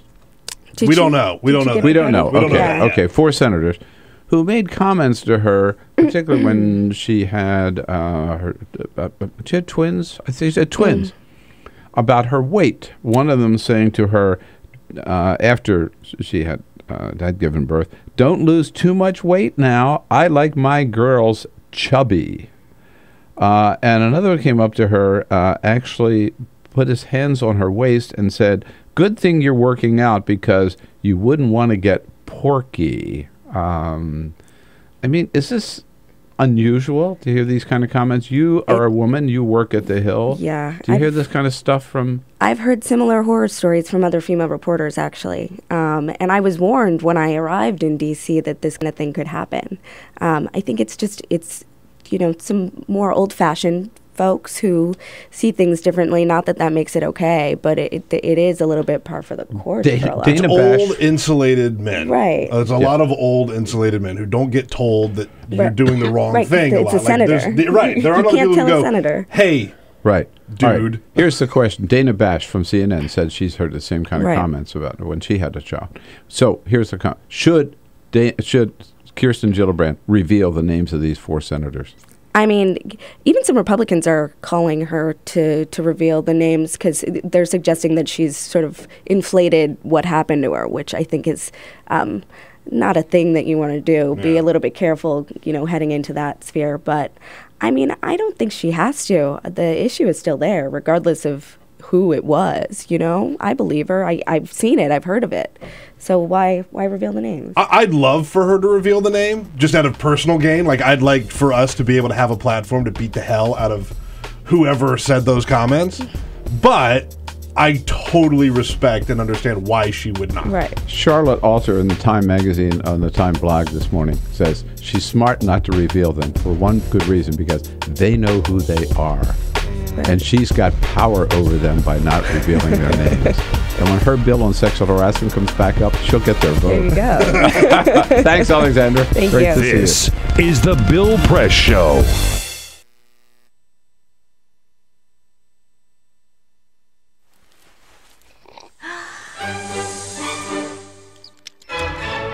When I started learning about nutrition, about which, by the way, much less is known than you might think, I learned that what mattered most about one's health was not necessarily the nutrients, good or bad, that you were consuming or staying away from, or even the calorie counts. But what predicted a healthy diet more than anything else is the fact that it was being cooked by a human being and not a corporation.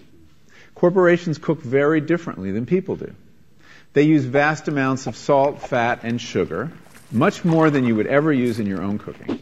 And the reason they do that is those are 3 incredibly attractive and incredibly cheap ingredients. And when they're layered properly, as in a chip or pastries and forms of junk food, they're incredibly addictive. They really press our buttons. They activate our dopamine network, our cravings. And in fact, people in the industry, they don't talk about addiction in the food industry, even though they traffic in addiction. They talk about craveability. It's the same thing. And snackability is another term they use. It's a lovely word. And then the last point about corporate cooking that's important to understand is they cook different stuff than you do at home. What they're good at, in general, they don't cook that well, but things like chips, they cook incredibly well. And here's a classic food that if you make it yourself, if you've ever made French fries, you have to wash the potatoes, you have to peel the potatoes, you have to slice the potatoes, you have to fry them in a lot of oil, you have to spatter your entire stovetop, you have to clean up, and then you have this pot of oil you have to get rid of. I mean, it's really difficult, and it's a pain. They're wonderful, but it's a pain. And if you make them yourself, you'll only eat them every 6 weeks, 2 months, because it's too much work. But when you let corporations cook for you, it's so simple and so inexpensive, and they're really good, that you will have them twice a day, as many people in America do. So you see the kinds of foods you end up with are these labor-intensive foods and desserts. These special occasion foods become everyday foods when we let industry cook for us. Eat anything you want, just cook it yourself.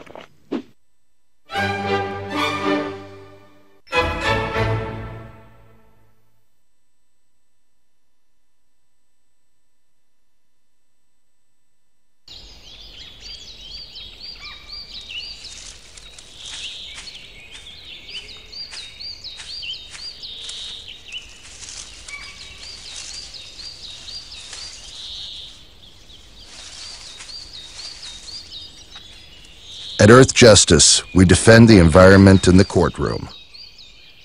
Join our fight. When you take a seat, you take a stand. Earth Justice, because the Earth needs a good lawyer. You wouldn't let money just blow out of your house. So when your AC or heater is on, make sure the doors, windows, and fireplace flue are shut tight. If you're headed out, turn down the AC. Or lower the heat by 10 degrees. And always keep your water heater set at 120. A little bit of common sense goes a long way. Get more great tips at energysaver.gov. So, I'm kind of new here, but I've noticed a trend. My human does this funny thing where she goes around and gets all my toys, and then she hides them in that basket by the door. You know, but it's always the same basket, and it's always in the same place. And then she acts so surprised when I find them, but, you know, she's putting them in the same basket. Again. It's like, hello? That's where you put it last time. You were the worst at hide and go seek.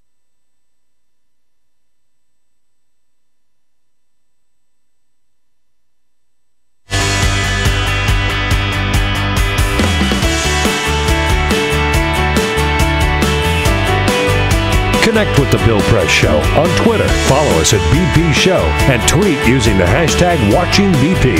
This is The Bill Press Show. 33 minutes after the hour, Friday, August 29, Labor Day weekend. Hasn't started yet, but it will hour and a half from now when we're done. We don't care about the rest of the day. The Bill Press Show coming to you live from Washington, D.C., our nation's capital. Brought to you today by the United Steelworkers and their powerful and articulate and fun international president, Leo Gerard. The United Steelworkers, North America's largest industrial union, representing over 1.2 million active and retired members. Check out their good work at their website, usw.org.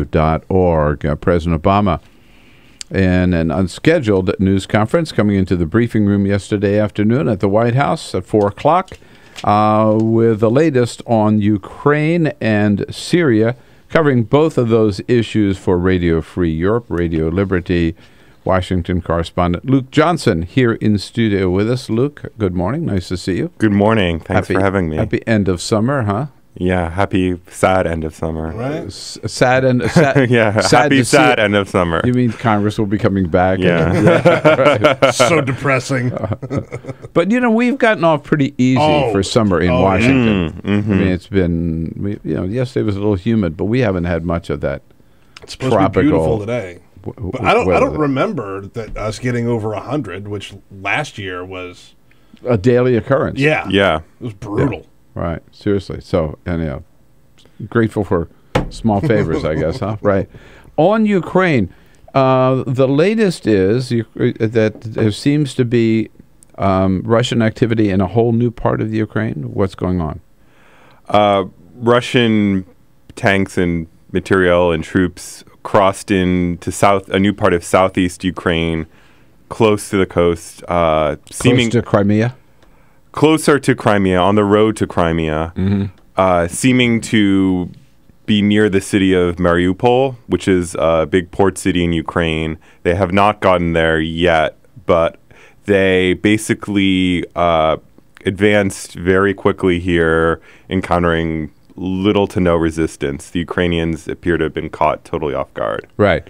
So this is sort of a third front, if you will, right? I mean, Crimea was the first one which Russia seized. Then there's their activity in the northern part of the country where the plane was shot down, right? And then this was foreseen, unexpected. Had it been an area where there'd been some unrest before, or? There had been some unrest before in March and April, but this was foreseen. Remember, on Tuesday, Putin and Poroshenko met. Right. Inconclusively, I might add. But before that, people were talking about that Putin was looking for an endgame. It seems that now that's really not the case. Yeah, right. No, when everybody thought, they got together, they shook hands at least, right? That this might be the beginning of a détente. It didn't work out that way. President Obama on Ukraine yesterday, making the point as you did, that there's no doubt who's behind this. There is no doubt that this is not a homegrown indigenous uprising in eastern Ukraine. And the president goes on to say, what Russia's role is. The violence is encouraged by Russia. The separatists are trained by Russia. They are armed by Russia. They are funded by Russia.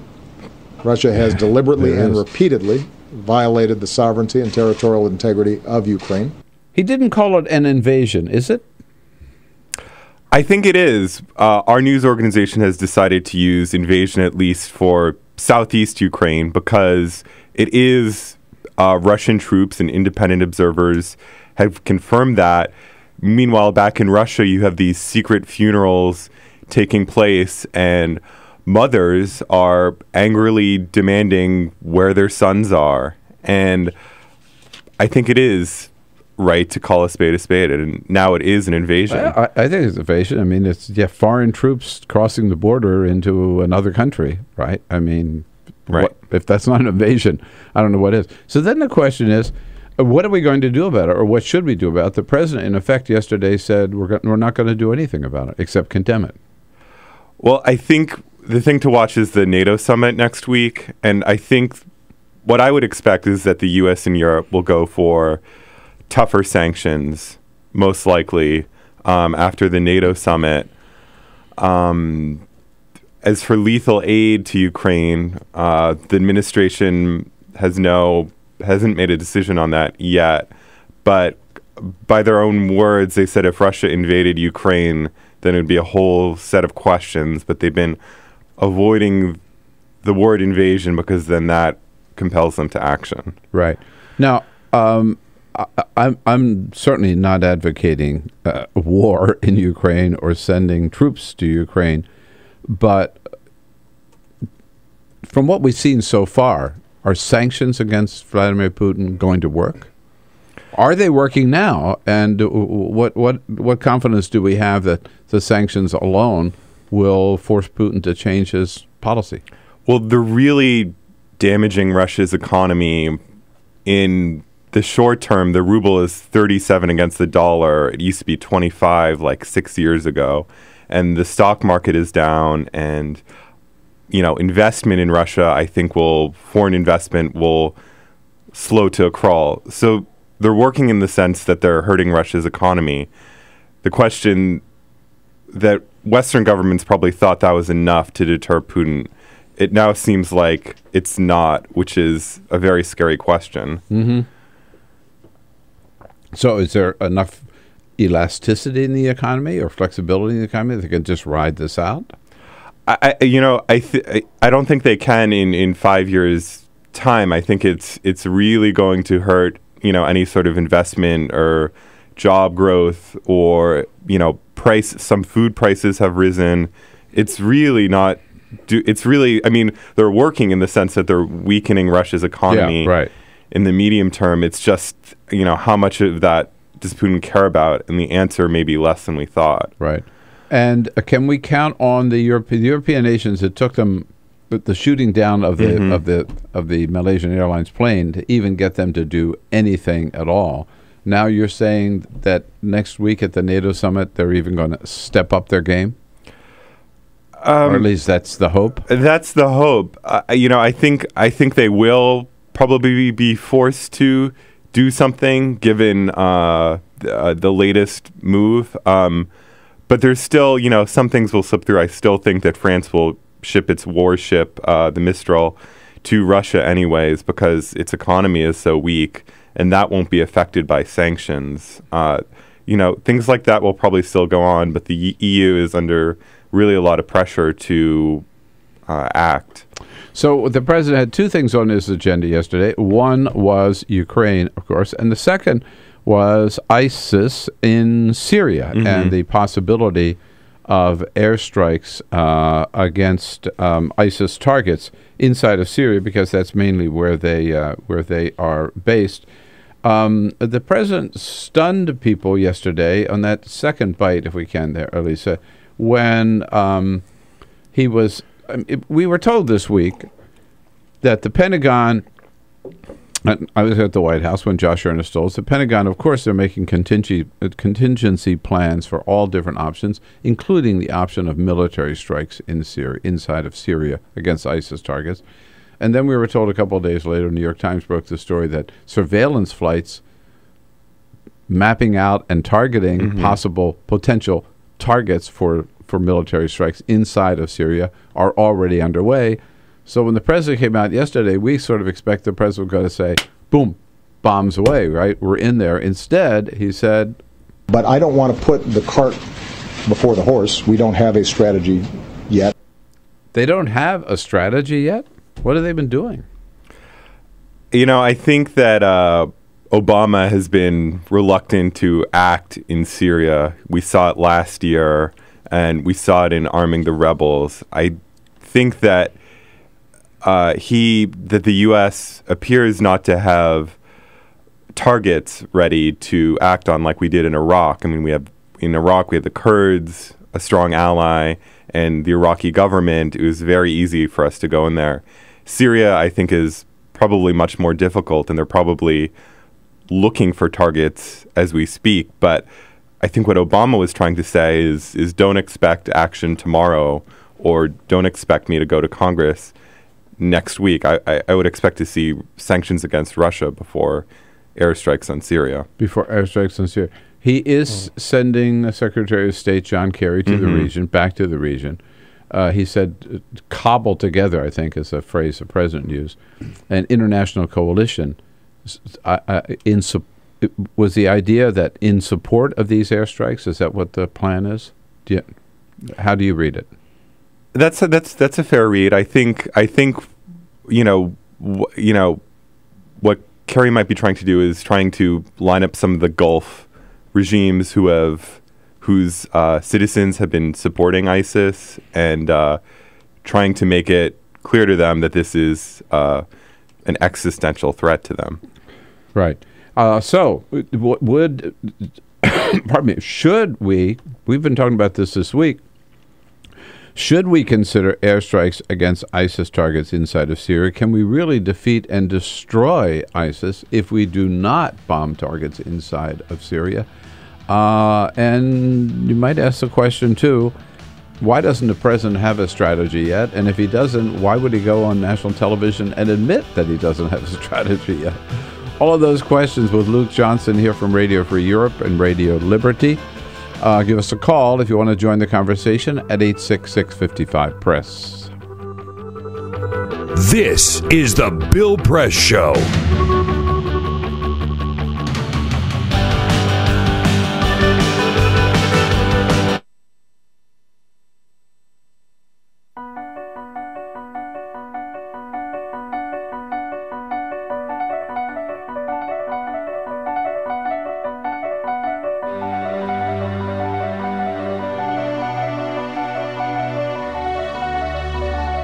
Most important issue on this planet right now is to protect and conserve biodiversity in the world's oceans.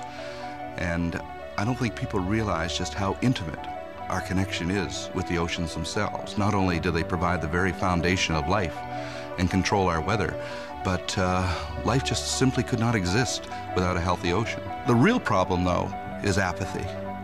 It's all out of sight. It's all out of mind, and people don't even think about it. But it doesn't matter whether you live in Peoria or on the coast. The fact is, whatever happens in the ocean affects all life forms on the planet Earth. If the oceans die, then civilization collapses. We all die. We cannot live on this planet without the oceans. This is, in fact, not the planet Earth. It's the planet ocean, but because we're a land-dwelling species, we refer to it as Earth. But it is the planet ocean, and the oceans are the heart and the foundation of all life on the planet.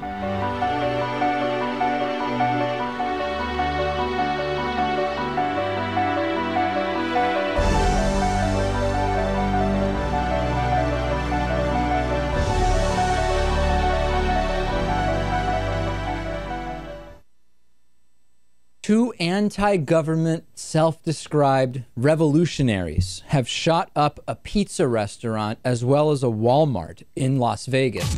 The internationally syndicated political series, The David Pakman Show, provides progressive talk, analysis, and interviews with the nation's youngest radio and television host, David Pakman. Find out more and catch up on all the latest episodes by visiting our website at freespeech.org.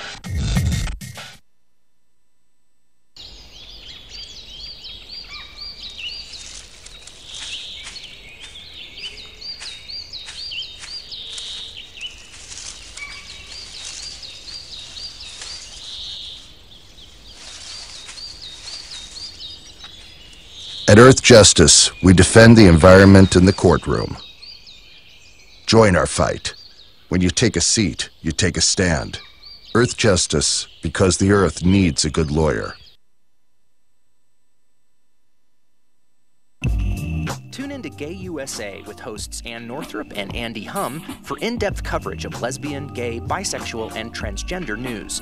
Watch Gay USA every week, only on Free Speech TV.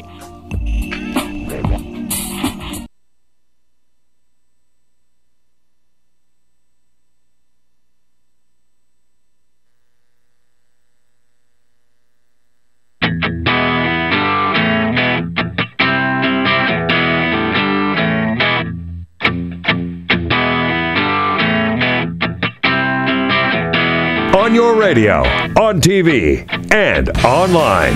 This is The Bill Press Show. 12 minutes before the top of the hour. We're talking about Ukraine and Syria with Luke Johnson from Radio Free Europe, here Washington correspondent, in studio with us. Luke, good to have you with us. And in the next hour, I mean, sort of related, a lot of concern about American recruits for ISIS. New York Times reporting this morning that up to 100 reportedly have gone to Syria to enlist with ISIS. 2 of them have been killed so far. Why would they do that? Where are they coming from? A lot of them seem to be coming from Minnesota. And we will have Veryan Khan, who's editorial director for the Terrorism Research and Analysis Consortium, on that topic at the top of the next hour.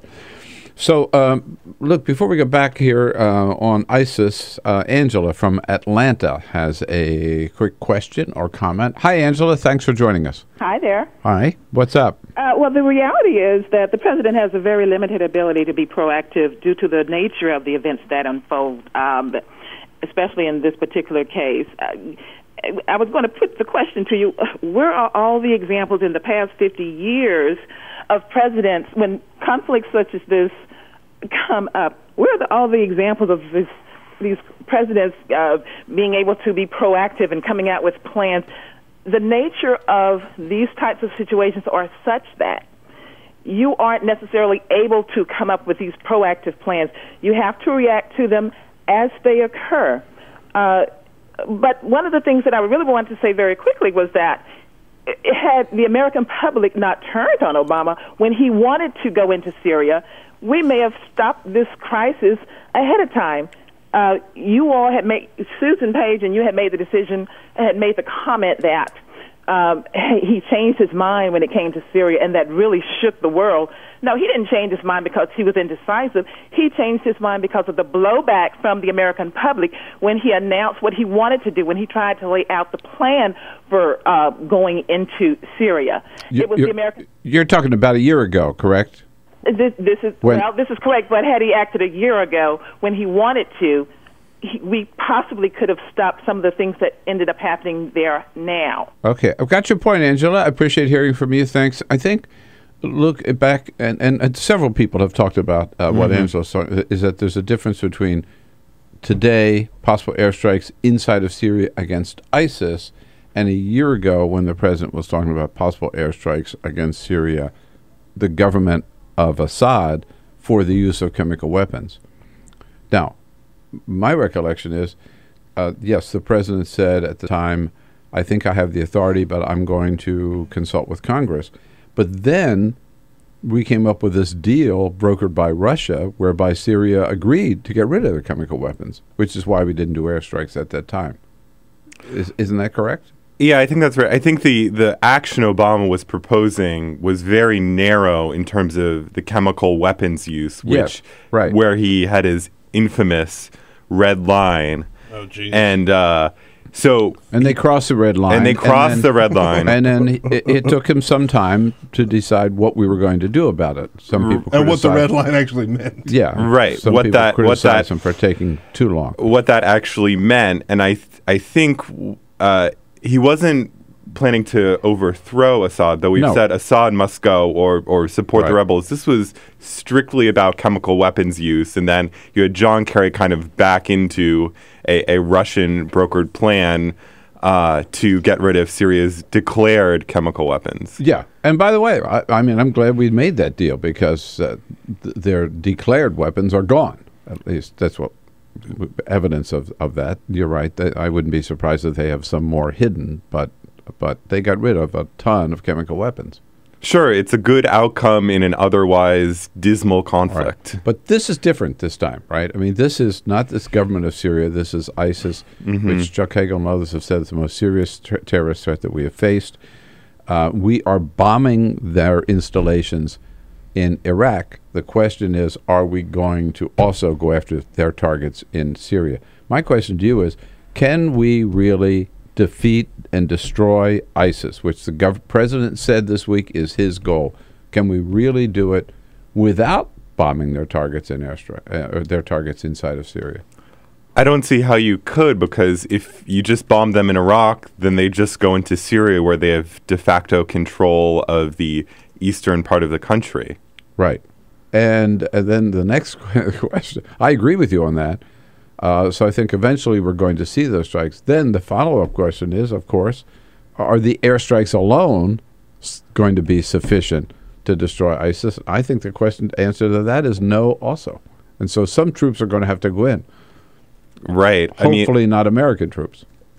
With troops on the ground in Syria, it's a much harder sell than Iraq, where we have a legacy there. Syria, I don't know if we know where they would go or who they would be fighting, or we have that kind of intelligence yet. We just don't. We don't. And no support among the American people for that, I'm sure. Yeah, or the government of Syria, obviously. Obviously not the government of Syria.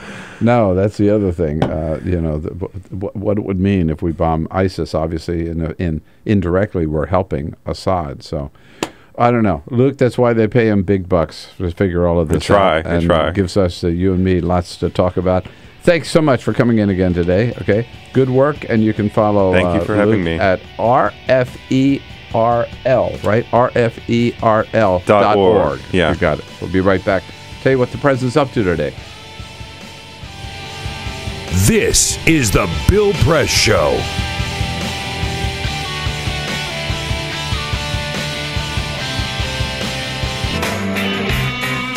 Now you love the first 2 hours, you're going to love the third hour even more, with a strange mix of subjects in the third hour coming up. Remember, we lose you on Free Speech TV, so shift over to TawkrTV, TAWKRTV. We'll start out by talking about this phenomenon that's worried a lot of people about Americans going to Syria to join ISIS. One American, maybe two, already killed in combat there. And then we're just going to kick back and find out about some of the exciting new beers of summer from our good friends at Bluejacket. All of that coming up in hour number 3 on TawkrTV.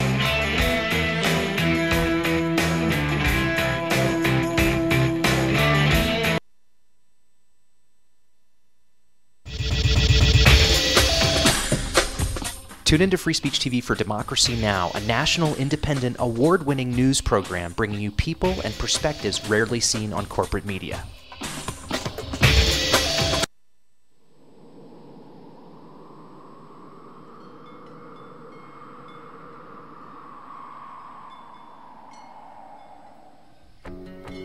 I probably would make a time machine. I would make medicine for the sick. I'd probably invent something new. If I could have an extra 5 years to live. You said 5, right? 5 years. It's a long time. I would try to fix everything I did bad. I would bring my uncle back because I miss him very much. I would get more hamsters. I would probably want to go looking for dark matter. I think I'd go looking for aliens. If I could live an extra 5 years. I was thinking about making like a helicopter, like a wooden helicopter, but I don't have any wood. I want to go check out the moon sometime. I'd probably teach my sister not to hate tuna. I would try and invent a machine that lets you run at light speed. If I had 5 more extra years to live, I would be the boss of all the chipmunks. Eu cantaria na frente de 1 milhão de pessoas. I don't really know. I think I'd do anything. Why are you asking me that?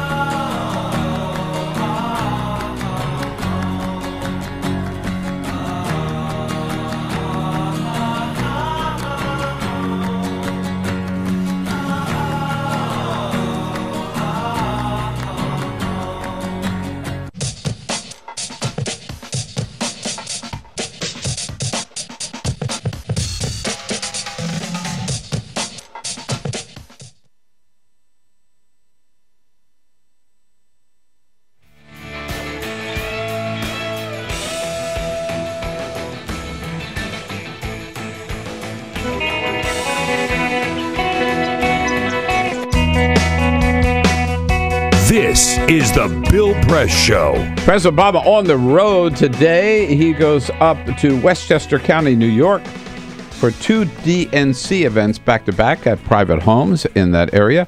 Then he heads off to Newport, Rhode Island for a DCCC event this evening. And then back to Westchester County, New York, where he will be joined by the First Lady. And tomorrow they will attend the wedding of White House chef Sam Cass and MSNBC anchor and good friend Alex Wagner.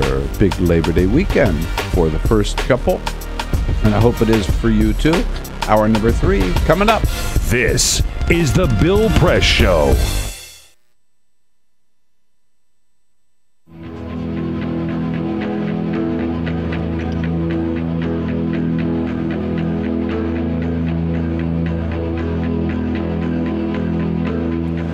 West here reporting from Houston, Texas for Climate Desk. Now, one of the biggest uncertainties in climate science right now is the role of clouds. What better way to work that part out than flying right through them?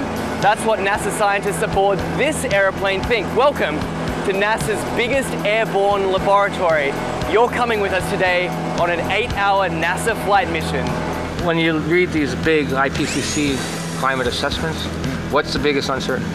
There's 2, right? The role of aerosols and clouds. Clouds is probably bigger than aerosols. That is a piece of a puzzle that right now we are missing. You can't get the models right if you don't understand the chemistry and the process.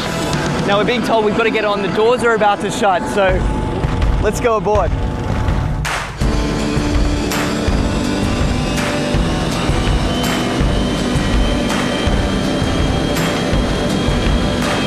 Every time you turn on the weather, every time you hear a climate change prediction, that information has to come from somewhere. And it starts by getting sucked out of the air from planes like this.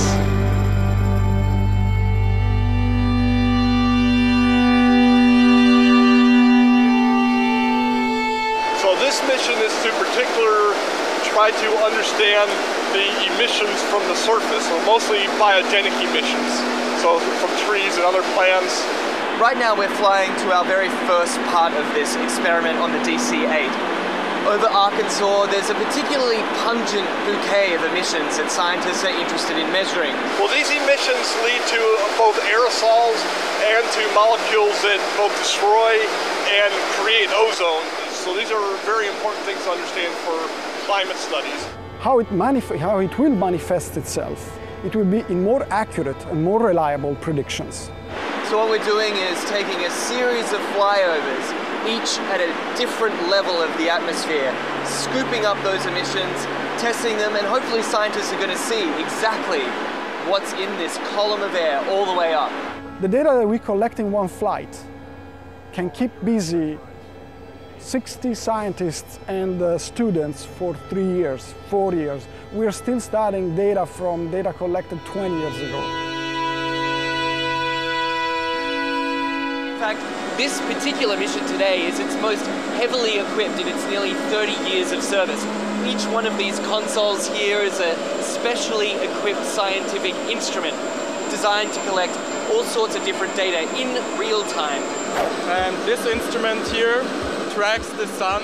We're looking at mist chambers. They're used to strip soluble gases. This black line is the CO2. It's about 390 ppm right now. We're putting these filters in the bags and we've got the aerosols that we trapped out of a certain amount of air. And so we're sampling up here about 150 liters a minute.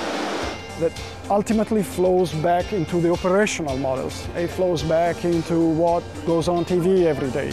Anyway, I got to get this sample going. You do it. It's a busy man at work. We can't let him rest. Well, get this. We've just spent 2 hours crisscrossing this one cloud formation. In, back out again, back in again. Then they grow, and we track them as long as we can, and then we let it go. Even one cloud can hold a host of answers to the mysteries of climate change. The patterns of, where the clouds are, what type of clouds we see, what kind of weather systems they're associated with it, that'll all be shifting in a shifting climate, in a world with climate change. Then the big spark is this, is when we actually get the meat on the grill. And then it will be some time to process it.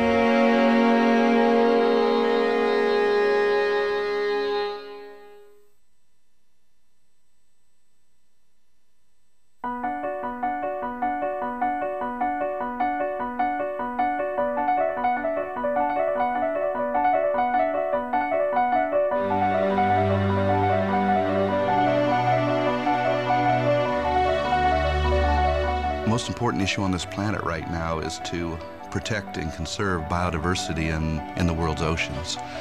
And I don't think people realize just how intimate our connection is with the oceans themselves. Not only do they provide the very foundation of life and control our weather, but life just simply could not exist without a healthy ocean. The real problem, though, is apathy.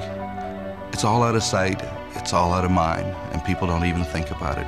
But it doesn't matter whether you live in Peoria or on the coast. The fact is, whatever happens in the ocean affects all life forms on the planet Earth. If the oceans die, then civilization collapses. We all die. We cannot live on this planet without the oceans. This is, in fact, not the planet Earth. It's the planet ocean, but because we're a land-dwelling species, we refer to it as Earth. But it is the planet ocean, and the oceans are the heart and the foundation of all life on the planet.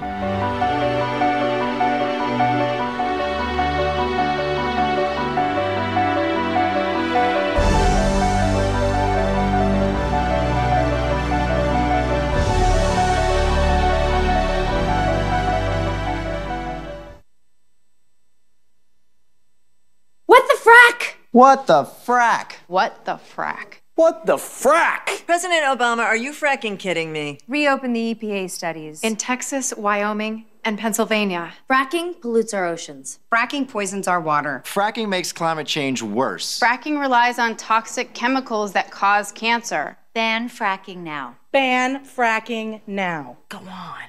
Ban it. Ban fracking now. Please.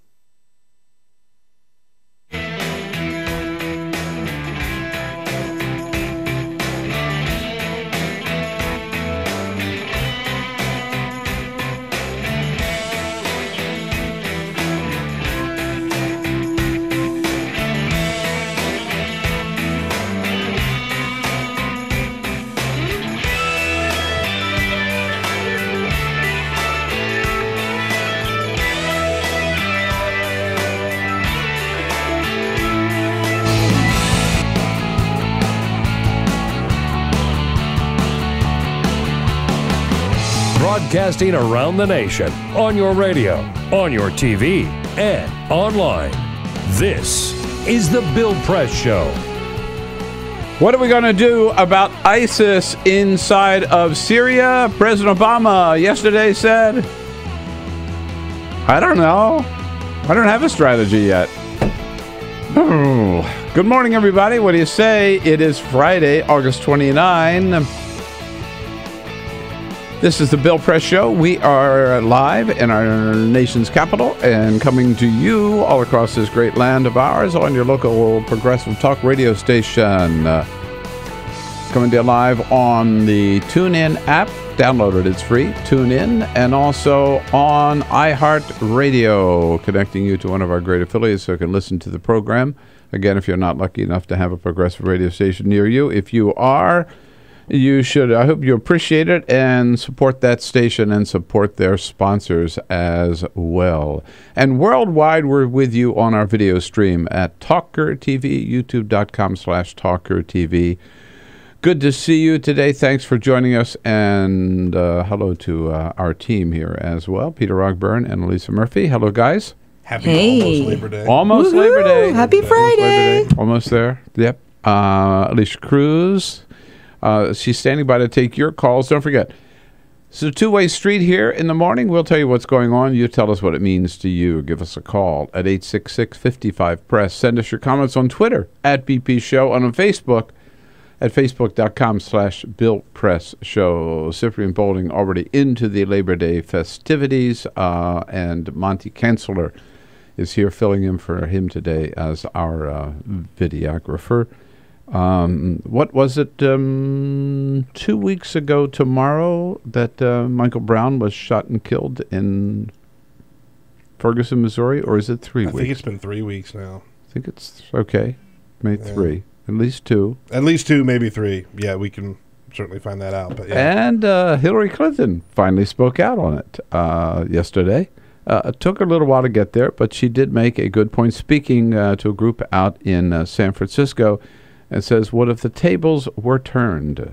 Imagine what we would feel and what we would do if white drivers were 3 times as likely to be searched by police during a traffic stop as black drivers, instead of the other way around. Speaking about the racial tension that has been building for a long time in the city of Ferguson, Missouri, but not just in Ferguson, Missouri. That racial profiling continues, sadly, in many, many parts of the country, particularly in parts of the country where you have a police force like in Ferguson, Missouri, that in no way, its makeup of that police department in no way reflects the population of that community. Lots to talk about today. We're going to start with, frightening stories about foreigners, especially Americans, traveling to Syria to join ISIS. Who are these people? Why would they do it? Where are they coming from? The Terrorism Research and Analysis Consortium has been tracking that. Veryan, their executive director, editorial director, will be joining us here at the top of the hour. And then we're going to kick back at the half hour with Greg Engert, a good friend from Bluejacket, and sample some of the beers for the summer. But first, Peter. This is the Full Court Press. Just a couple of other stories making news. Sources close to Joan Rivers have told Entertainment Tonight that she spent the night in a medically induced coma. She went into cardiac arrest yesterday morning when she was having a procedure done on her vocal cords. She was rushed to the hospital, said she stopped breathing during the procedure. This is pretty scary. Stabilize her, but again, she is in a medically induced coma for now, and of course, we hope that she comes out of that and recovers. Hope she pulls out of that. She said just a couple of days ago, I saw, she said, hey, I'm 81. I could go any day now. She did indeed, making jokes about it. She's 81 years old, as you mentioned. Yeah. Bill, everything you know is a lie. You know Hello Kitty, the popular brand. Yeah. Everybody knows Hello Kitty. It's created by Sanrio, the company. Well, they came out yesterday and said Hello Kitty is not a cat. What? It's a little girl. Hello Kitty is a little girl with little kitten whiskers. The creator says, well, if you look at Hello Kitty, she's a little girl. She's a friend. She's not a cat. She's never depicted on all fours. She walks and sits like a two-legged creature. We never had the intention. Whiskers. Yeah, exactly. Exactly. It's a little kid with whiskers. What's weirder, a cat that walks on 2 feet or a little girl with whiskers? But either way, now we know Hello Kitty is not, in fact, a cat. I don't want to believe it. I refuse. I can't believe it. There's no way. I can't believe it. We know that September 9th is the big Apple announcement. We anticipate that they're going to be announcing at least one new iPhone. So we'll probably see an upgrade there. But we got word that they're also reportedly planning to unveil the iWatch. The wearable technology. Yeah? I had the same reaction you did. No. Well, here's why they say that this is beneficial to have a watch. You know, they have this new health kit that Apple has going to monitor your vital signs and things like that. They can do it best by wearing it on your wrist. You'll still be able to take phone calls on it, play music on it, and all that type of stuff. They expect that to be announced on September 9th. So we will see. I don't feel the need to go get an iWatch. No, but I'm having troubles with my iPhone, so I'm thinking I'm waiting to see what they're going to announce because I might be ready to step up. It's about that time. Right. It's about that time. All right, you got it. Thank you, Peter. Yes, indeed. How do you track these terrorists? Well, around the world, you can track them through TRACK. I mean, maybe that's the shortcut answer. TRACK, the Terrorism Research and Analysis Consortium. That's their job. Editorial Director Veryan joining us on our news line this morning. Hello, Veryan. Thanks for your time this morning. Good morning. Hello. So how are you? I'm good. Good to have you with us, and thanks for your good work as well. I have been really kind of shocked by reports, and I saw another one on national news last night, about young Americans signing up, volunteering to join ISIS, traveling to Syria, getting their training, and joining the terrorist forces out there. How many, do we know how many Americans have done so, and what would prompt them to do this? We don't have exact figures. We have case studies and examples of specific individuals, but the exact numbers are unknown because getting to Iraq and Syria is easier than getting to Afghanistan or Iraq in the first war, or first global jihadi movement. Simply go to Turkey and travel over the border. It's very untraceable, and for a long time, people weren't really looking at it at all. But we've had evidence of at least one U.S. citizen as far back as 2 years ago who went. Michael Haroon, he became famous because he shot a YouTube video of him and forces shooting down a U.S. helicopter and put it on YouTube, and ended up going back to the embassy to try to get his passport renewed, and we arrested him. But do they do it for the excitement, for the thrill, or do they really believe in this version of Islam? This extremist, violent version of Islam. You have to take it back a couple of steps. Islamic State was not the first to invent online recruitment. They're the first to really, really perfect it. It's expensive and sophisticated, day-to-day updates of successes in real time. Battles are seen with photos and videos on Twitter, Facebook, YouTube, live leak, all simultaneously, all in real time, and it's appealing to the young like never before.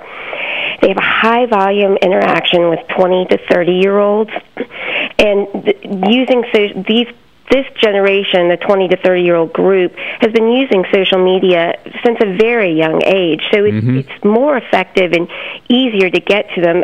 This group of people doesn't need a face-to-face sermon or a call from an ideologue, or even exposure to radicalization in prisons. They can see this for themselves with these glamorous images, and the brutality is not necessarily seen as this radical version of Islam. It's more seen as a commitment to its own cause, proof that the caliphate can work. Right.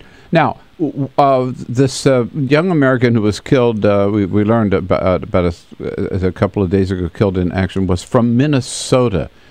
Why? And I've heard that others have come from Minnesota. Why is Minnesota such a fertile territory for these people? Well, you have to trace Minnesota's online recruitment back a little bit further than that, because Al-Shabaab had been. Do you know who Al-Shabaab is in Somalia? No, I've heard the name, but I'm... Right, so Al-Shabaab is most famous for attacking the Westgate Mall in Kenya. Oh, right, okay, yeah. Yep. Right, and they're the first to really utilize Twitter. They started tweeting out live tweets about what they were doing, what the police were doing, what their hostages were doing, what they were eating, even what the police were eating, because they could prove that they had spies within their police force. And they also used Westerners in that attack, or at least it's rumored to be. So they were the poster child of recruiting Westerners to come to Somalia for their global jihad. And the Minnesota area was ripe for that based on the disenfranchised Somali community that was heavily located in that region. So as the police in Minnesota got better at radicalization or anti-radicalization campaigns there with Al-Shabaab, the migration over to the larger, more effective global jihad to Syria was just a natural progression. Whoa. Now, I also have heard that since so many men are signing up here, that the ISIS and others are recruiting women. Absolutely. We did an extensive article on recruitment of women just 2 days ago, and we have 7 different countries in which we can give you case study after case study of women going. In general, the female foreign jihadi migration is as a support group. However, there have been more active women brigades in jihadi movements. For example, the Chechen separatists actively use female suicide bombers for decades at this point. But the stance right now that ISIS takes for recruiting females is come be a wife, support your local jihadi, support your man. Oh yeah, come over and service a terrorist, basically. Well, they see it in a slightly different way. They see it's not for love and marriage. It's more for honor, and the love comes second. Love of your religion will help you get through. Although there's also now documented cases of female brigades coming up within ISIS to monitor and regulate other females within FI's territory. For example, we know that the Kashasha Brigade, made up of entirely females, will go around flogging people in the street who are not covered or haven't gone to prayers or without a male chaperone. What about when these people come back to the United States, assuming that they survive there, if they've got an American passport? Can they just come back? Are they welcome back to the United States? I know we're going to take their passports away from them and said, hey, you like it so much over there, you can stay there? Or? Well, there's many Westerners who are burning their passports. We got here, we want to stay for good. And they video it and they throw it up on Twitter and everybody says hurrah. Yeah. But there's many more that are keeping it, and that's the fear. Traditionally, in the previous 2 global jihadi movements of Afghanistan and Iraq, most foreign fighters came back to their home nations and did not ever have a single act of terrorism. But you have to worry about the small percentage who do. Those are going to be highly radicalized, highly trained, and well suited to commit attack. Now, that being said, if you think about the type of training they're getting over in Syria and Iraq, it's more equivalent to boot camp than equivalent to, let's say, what the 9/11 operatives did. They're not trained for asymmetrical warfare, stealth involvement. Mm-hmm. They're trained about the same as what an Army officer would, or Army, infantry would be trained as. So it's hard to say how far back, and you also don't know how serious the Islamic State is about training people within their nations to go back, to their own host nations and commit an attack. Yeah, so far, there hasn't really been any success. Just a very, very quickly, because we're just about out of time, I have to ask you, how do you rate ISIS in the scale of terrorist threats that we have faced? Are they the worst that we faced so far? Wow. Well, that's a difficult question. I mean, I probably have at least 10 on that list, ISIS just being among them. Right now, ISIS is being smart and being more hat than cattle. They definitely are talking a big game, and they're stuck with the same problems that Iraq had before ISIS showed up. They're stuck with governance. They're stuck with their goodwill campaign. They have to distribute food and fuel and harvest crops and do things that governments do. I don't think that they have the focus right now to go out and make a worldwide attack. Okay, yeah, got it. It's just so good to talk with you, Veryan, and good to know your work. And we'll certainly put up a link on our website to track Terrorism Research and Analysis Consortium. It's trackingterrorism.org. Very, very good site. You ought to check it out. And Veryan, thank you for your good work and your time this morning. It was nice to meet you, Bill. Thank you. Have a great weekend. Thank you. You too. This is the Bill Press Show.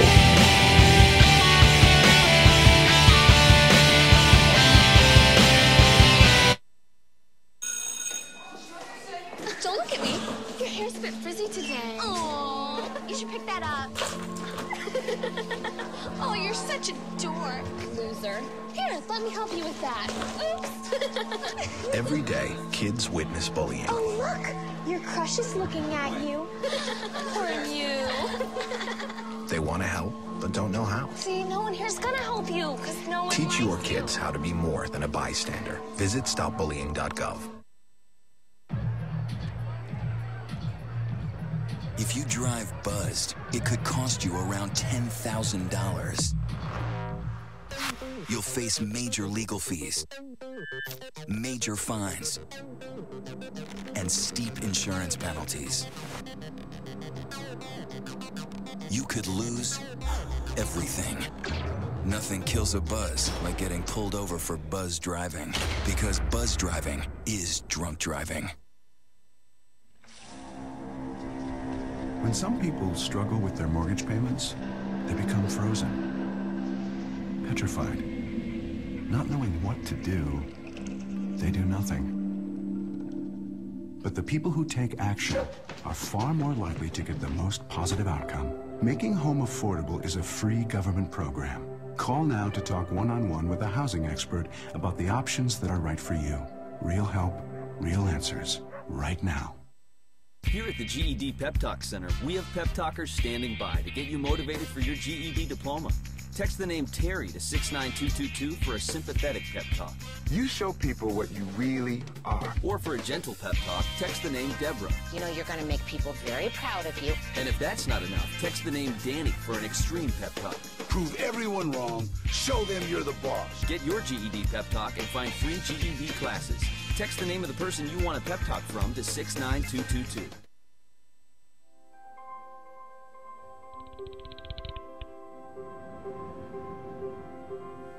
Did you see the world differently?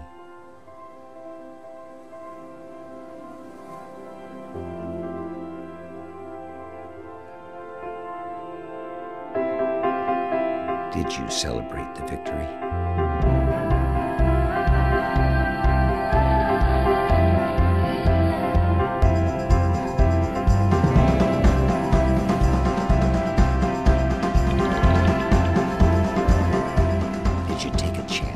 So today, I state clearly and with conviction America's commitment to seek the peace and security of a world without nuclear weapons. Did you stand up against our greatest threat?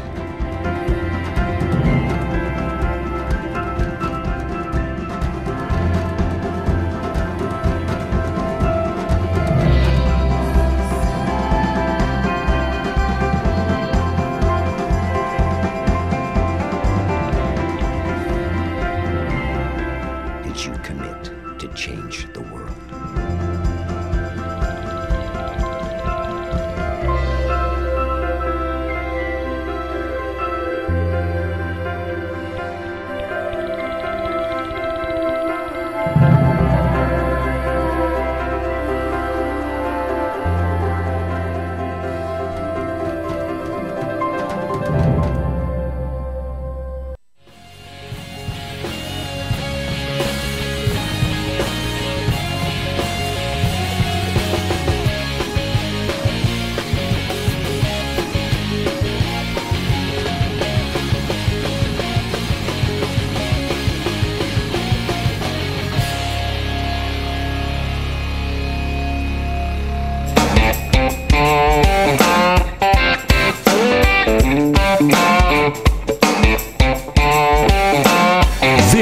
is the Bill Press Show.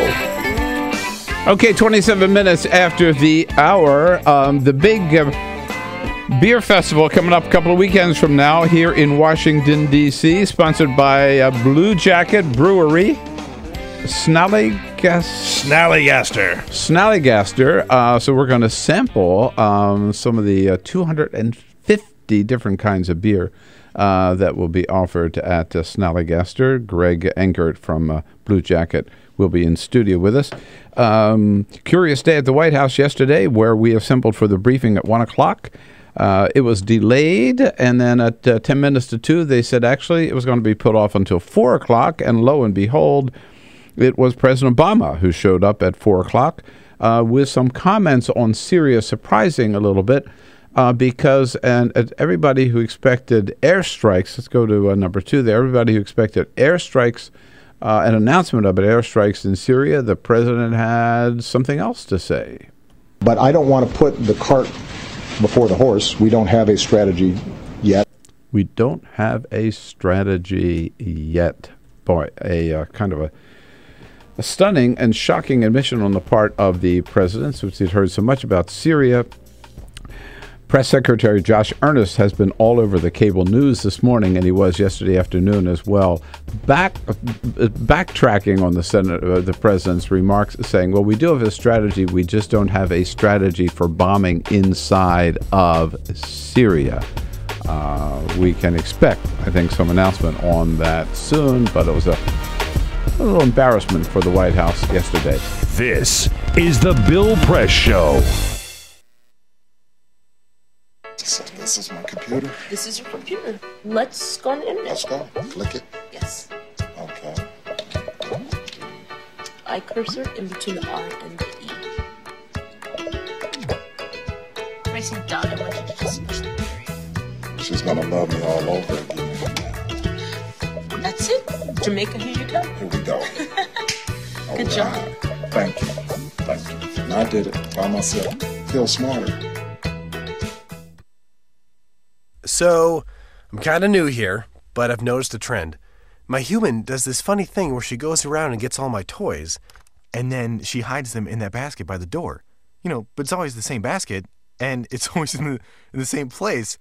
And then she acts so surprised when I find them, but, you know, she's putting them in the same basket. Again. It's like, hello? That's where you put it last time.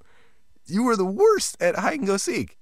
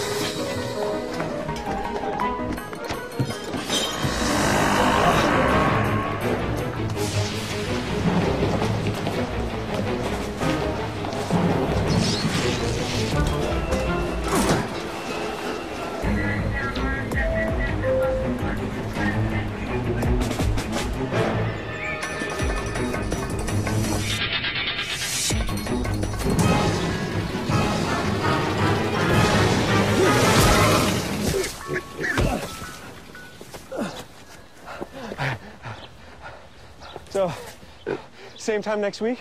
Well, of course. Put away a few bucks, feel like $1 million. For free tips to help you save, go to Feed the Pig.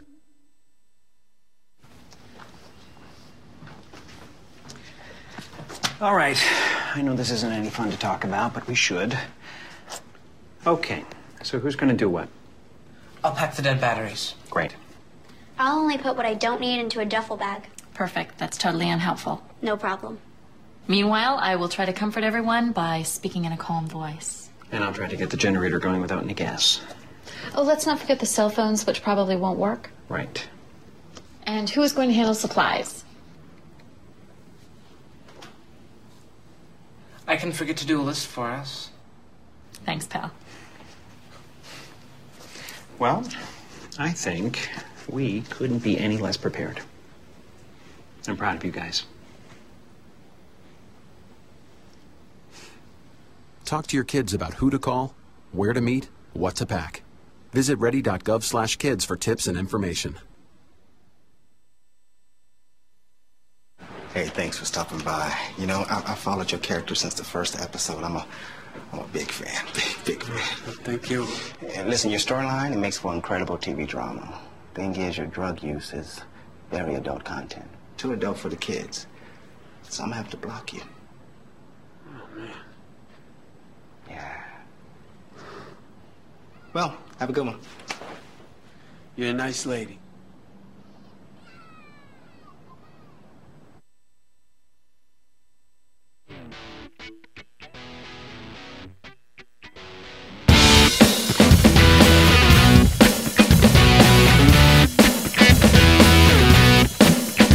Seen on Free Speech TV and online on TawkrTV. This is the Bill Press Show.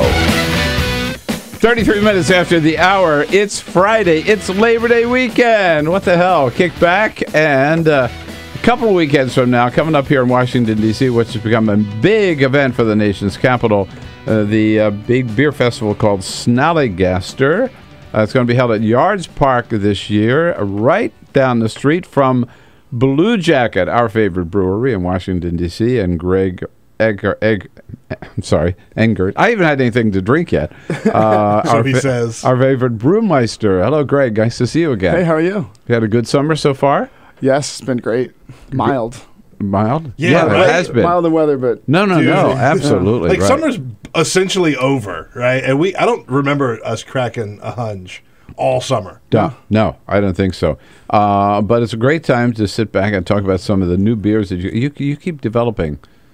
Yeah, we're doing beers. a lot of new stuff at Bluejacket for sure, and actually, yeah, that's what of course I would have been remiss not bringing you a Bluejacket beer today. So damn right. That's I guess we could start with that one if you want. How big is Snallygaster? So Snallygaster, this will be the third year we've done it. You started it, right? Oh yeah, we started it, and this will be our third year. We're returning to Yards Park this year, and the biggest thing about Snallygaster, Yards Park, which is right down by the Nats Stadium, alongside of the Nats Stadium, right, in between Navy Yard and National Stadium. And the biggest thing for us is we have this great nonprofit organization that's associated with our group. It's called Arcadia. It's a Center for Sustainable Food and Agriculture, and this event every year is the major fundraiser for Arcadia. So it's huge, and we're expecting the biggest crowd yet. We're going to have over 250 different beers on draft and cask outside. On draft, whoa. Yeah. We've got great music, great food. Red Apron, which is part of our group, GBD, our fried chicken, donuts place, they're going to be there. Tons of food trucks. It's going to be great, and live music, DJs, and bands and things like that. It's going to be fantastic. So, really and what excited. day is it? It's September 13th. One day. Huh? It's a Saturday, September 13th, and it's a 1 p.m. entrance. We still have tickets available online at snallygasterdc.com, so you can go in there, grab your tickets ahead of time. Not have to wait in line, but we are doing tickets day of as well. Okay, snallygasterdc.com. Okay, so these are some of the beers that will be available at Snallygaster. Yes, that's Tell right. us about them. Where do we start? Yeah, so we're going to start... These are awfully big samples, by the way. Quit whining. Come on. All right. You know, they're all going across the table anyway. Yeah, come on. Right, yeah, whatever you don't drink, I might have to help you. I guess we'll start with my brewery, Bluejacket. Good. This is a beer called Gander, and it's a sour beer. So this is it's brewed with a lot of wheat, with lactobacillus, which gives it that nice yogurty tang in the finish. We add coriander seeds, but also the flower of the cilantro plant to this to the beer. So it's a little bit more of a culinary inspired goes in. It's called Gander. It's really nice and refreshing. 4.2% alcohol, so you can drink it all day. Yeah. That's delicious. It is. That's really and we use good. a little bit of salt, kosher sea salt to this that gives it that kind of briny tang in the finish. Yeah, as well. it's almost like it's soda-ish in the sense that it's not super alcoholic and it's very drinkable. That's wonderful. Boy, oh boy. I like that a lot. So, people who are not lucky enough to live in the Washington D.C. region, right? How can they find out more about these? Or they can come to Washington, obviously, and go to Bluejacket. But it's a you great don't question. Distribute nationwide. No. So we're a brewery and restaurant. The Arsenal is the restaurant that's situated within the brewery in Yards Park in the Navy Yard area. So we're only selling our beer on site right now. But starting after we let baseball season get done here, because that's obviously a big effect on our production, we're going to look at our first year, because we've only been open a year. We opened last October. So we'll look at our first year, figure out our production schedule for year 2, and we're going to start producing enough beer to not just sell it on site, but also distribute it locally and then hopefully nationally. So all right. It's it's coming. So up. stay tuned. Stay tuned. That's right. Right. Okay. You want to move us along here? Sure. We have pretzels too, because we never drink without having. I stick with the beer. Okay. Yeah. We have next. We're gonna do. I suppose we'll do this one in the tulip glass. This is a brand new beer from Bell's Brewery, out of Kalamazoo and Comstock, Michigan. Oh, there we go. So some of these beers are available. Yeah. No, I couldn't just do Bluejacket. I wanted to. I mean, you could spread the wealth. So this is a Michigan. This is from Michigan. Bell's Brewery is one of the best breweries in the country by far. Nobody really denies that, and they make amazing hoppy beers. So this beer that just came out is called Mars, the Bringer of War. It's the first beer in a series. It's a badass name. It's the first beer in a series. Based on an orchestral suite called The Planets by Gustav Holst. Yeah. I'm not making that up. Yeah. And, I love that music. Yeah, it's great. Seriously. So it's a 7-part series. That's why I brought it, because I was trying to appeal to your classic side. Exactly. You got him. So this is the first. Mars is the first in the series. They're going to do 6 more between now and next July. And it's interesting. There's only 7 parts, because Earth is the reference point, and Pluto hadn't been discovered when he wrote this suite in 1915. So 7 parts. The first one's Mars. It's an Imperial IPA, and unsurprisingly, it's an amazing Imperial IPA. So classical music lovers don't have to. Yeah, drink if you want to wine. get really turned up and you want to be classy about it. Yeah. What happened to you last night? I had a rough night with Mars, the Bringer of War. But it's definitely hoppy and dry. Yeah. It's great. I noticed that you give the smell test to beer before you drink it. It's not even a test. It's more just, Why is that? It's because, tasting, whether it's food or wine or spirits, cocktails, or great craft beer, is mostly, through smell. 99% of your tasting and flavor recognition comes through your nose. If you plug your nose... Not through your taste buds. No, your taste buds just give you the basics. Bitter, salty, sweet, sour, umami, stuff like that. But it's the nose that parses all of the intricate kind of nuanced details of the beer, just like with wine.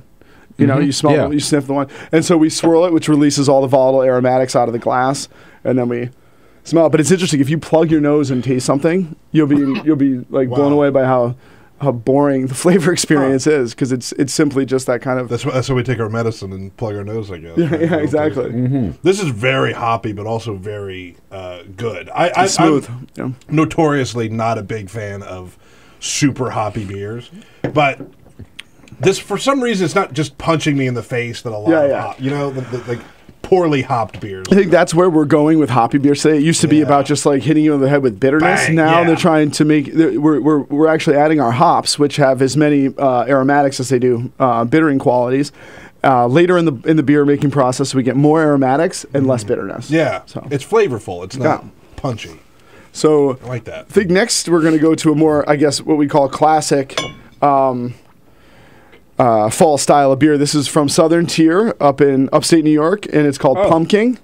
It's interesting that we called it. This is like seasonally appropriate, even though they're obviously not using pumpkins from this season, because those are just coming out of the ground. So somehow they went back in time or something into this. But New York State, New York State. It's called Southern Tier. Southern Tier. Yeah, I think it's based on the location. I think it's Finger Lakes location. Oh yeah, Finger Lakes, great. But they make incredible. This is the beer they're by far most well known for, and it's incredible. So we'll take a smell and a taste here.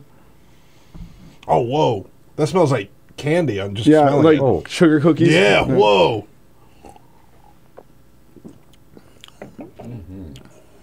What are you doing over there? Come on, get back on the microphone. You got a radio show to host. No, I'm just.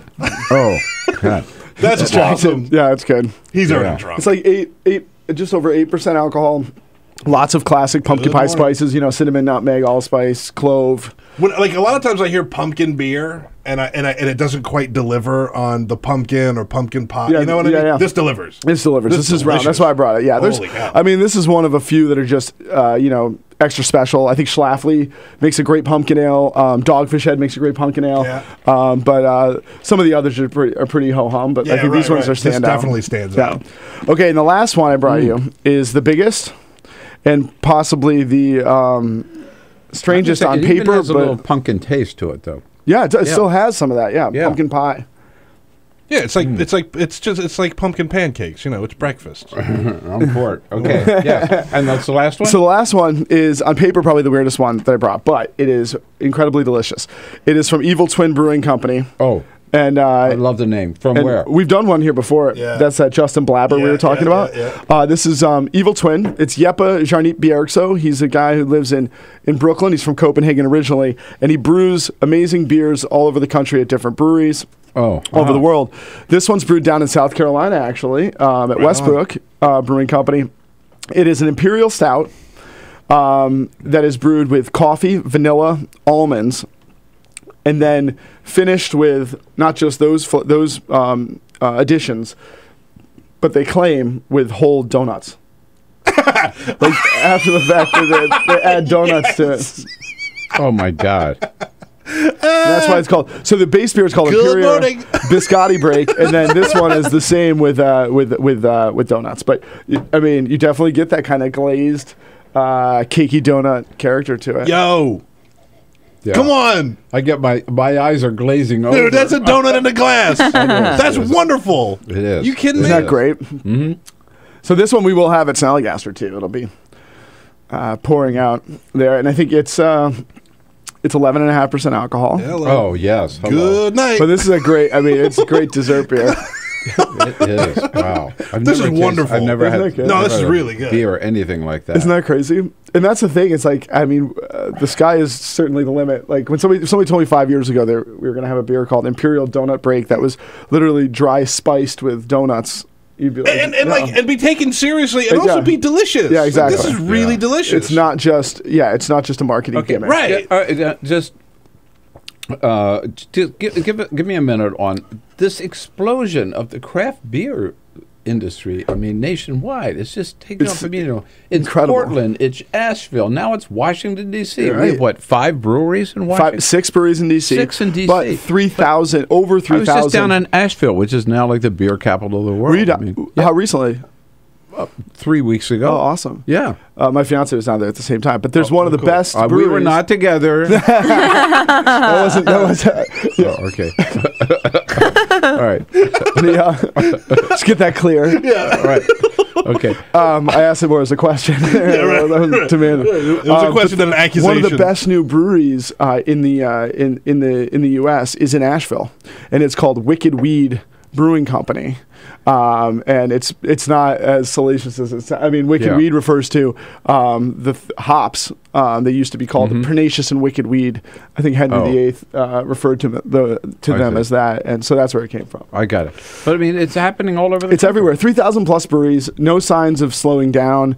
I think it's about over 8% of the beer market is now from these smaller artisanal craft producers. Yeah. And it's fantastic, and the growth is astronomical. The growth in local beer is huge as well. But you're right, it's not just Portland, Asheville anymore. It's every town USA has their local craft brewer. And I think the other thing that's cool is that Delaware has Dogfish Head, and they're one of the biggest and one of the originals. We live out in California in Marin County. Just blank under. Is Anchor Steam out there? No, Anchor Steam's in San Francisco. Fran, yeah. And there's Marin County Brewing Company out there, and Moylan's is another one that's in Marin County as well. But I mean, and there's probably 12 other ones that opened yesterday that we don't know about yet. You go in a market now to buy beer, and it is as complicated as buying wine in a sense that there's so many choices. Totally. Right? We were just talking about Schneider's, which is right around the corner here. Great wine selection, always has been. pretty good spirit selection. But now the beer selection has grown so big that most of the stuff is kind of like kept in the back, and you have to ask for it. Yeah. Like, in fact, a beer like Mars from Bell's, this kind of stuff, and this is the other cool thing about craft beer, a lot of the stuff comes out in very small amounts today. So it's like, it's highly sought after. Yeah. And so, like, if you go into a lot of bottle shops, if there's a beer that you hear about and you don't see it on the shelves, ask the guy who's running the place, because chances are he's got a case stashed in the back. And I know that Schneider's does right now with this. So. Yeah. All right. So check it out at bluejacketdc.com. Get here for Snallygaster if you can. And Greg, you made our day. You made our weekend. So thank you so much. Always great to see you. All right. We'll be back with the time left and make the most of it. This is the Bill Press Show.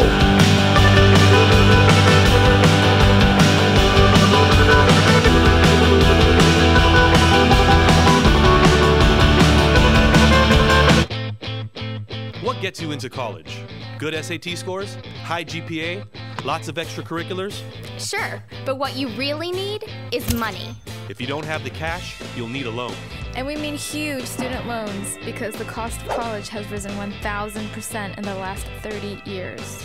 This means big money for the banks that collect fees and interest. Now, millions of young people are starting their adult lives with an average of $29,000 of loans on their backs. Altogether, we're talking $1.2 trillion in student debt. And more people are finding it impossible to pay them back. Welcome to the student debt crisis. The increasing demand for higher education and cuts to state funding gave colleges a huge incentive to keep inflating prices. I graduated about a year ago, currently in $35,000 of debt. I am in debt about like $25,000. I owe $23,000. I owe over $50,000 in student loans. 38.8 million Americans owe money on a student loan. And the biggest names in banking are making huge profits off the booming student loan industry. Sallie Mae, the largest provider of private student loans, made $949 million last year. They only give you about 6 months to look for a job. You have to start paying back the loan. It's very pressuring, especially nowadays. It's very hard to find a job. Over half of the students graduating in 2012 could not find a decent paying job. They either had low-wage jobs or unpaid internships or were unemployed altogether. So you can't make the payments. You start incurring late fees, which makes the loan even harder to pay off. And it stays with you for years, even decades. Right now, a third of the people who started repaying their loans are delinquent or in default. That's 13.7 million people, more than the populations of Chicago, New York, and San Francisco combined. Worse, it's not just the borrowers who are in trouble. Many loans require co-signers. So if the student is unable to pay, that co-signer, a father, a mother, or a grandparent, is now on the hook. Even a grandparent's Social Security benefits can be garnished to pay the loan. We should have an answer to this. If you get really behind in your car payment or your credit cards, you can file for bankruptcy. But Congress has made it nearly impossible to discharge student loans through bankruptcy. Big institutions make big profits while students try to make ends meet under crushing debt. Is this how we want our education system to work? The whole point of going to college is to get the career you want, but lately that's been discouraged because no one can afford school. You get a job just to pay off your student loans. We need higher education, not higher debt. Sign up to end the student debt crisis at higherednotdebt.org.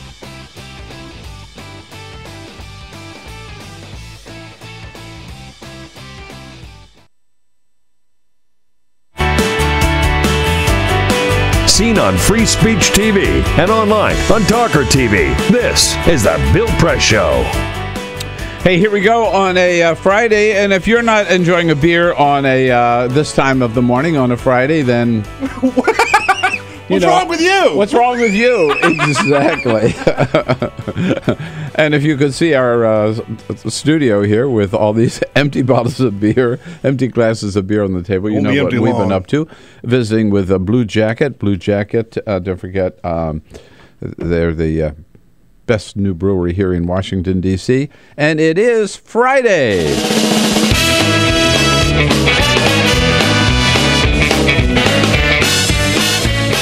And you know, on a Friday, we like to look back and bring you our favorite 5 sound clips of the week.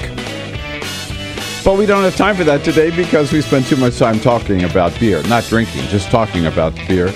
Not drinking. Yeah. We'll bring you the top favorite soundbite of the week. The Ice Bucket Challenge went over the top when Sarah Palin got into it. Number 1. I challenge Hillary Clinton and he whom she has recently said is her favorite Republican. He is my friend. I also challenge Senator John McCain. Cheers.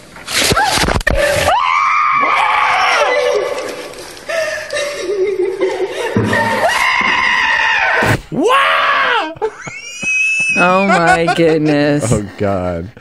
That scream actually was not the scream by Sarah Palin. It was a scream by the American people when they learned that Sarah Palin had been nominated by John McCain as his running mate in 2008.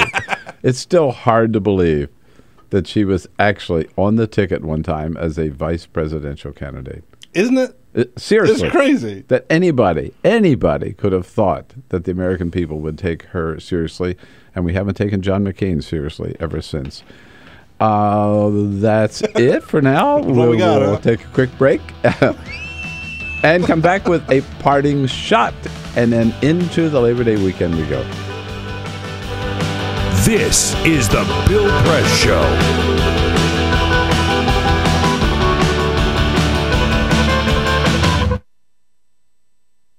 It is possible to read the history of this country as one long struggle to extend the liberties established in our Constitution to everyone in America. In other words, who, according to our laws and culture, gets to be considered a person? The law creates legal personhood, and movements create law and change culture.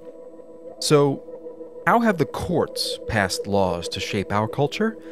That history goes way back before Citizens United. 1819, Dartmouth College versus Woodward, Supreme Court case, turned a corporate charter from a government-granted charter to a contract. This ruling gave corporations standing within the Constitution. 1886, Santa Clara County versus Southern Pacific Railroad. Though the court did not rule on corporate personhood, the decision was subsequently cited as a precedent to hold that a private corporation is entitled to the same 14th Amendment rights of due process and equal protection as human beings. This makes it impossible for us to make laws that treat local businesses any differently than giant multinational corporations, even if their business practices are deemed to be harmful to workers, the environment and communities, or if they have a history of violating the law. Hale versus Henkel, 1906. The court granted corporations the Fourth Amendment search and seizure protection. Dodge versus Ford Motor Company, 1919. The Michigan Supreme Court says the business corporation is organized and carried on primarily for the profit of the stockholders. Stockholder primacy is established. The purpose of the corporation, according to the court, is no longer to serve the public good, as it had been. It is now to maximize profit for shareholders above all else. Pennsylvania Coal Company versus Mahon, 1922. Corporations get the Fifth Amendment takings clause, meaning if you pass a regulation that impacts a corporation's ability to make a profit, that is deemed a taking, and they can sue for the right to future profits lost. This creates a chilling effect, and local and state governments become much more hesitant to pass laws in the public interest for fear that corporations can claim loss of potential profits that cities and states will be on the hook to pay. Buckley versus Vallejo, 1976. The Supreme Court rules that spending money to influence elections is protected under the First Amendment, in effect saying that money is speech.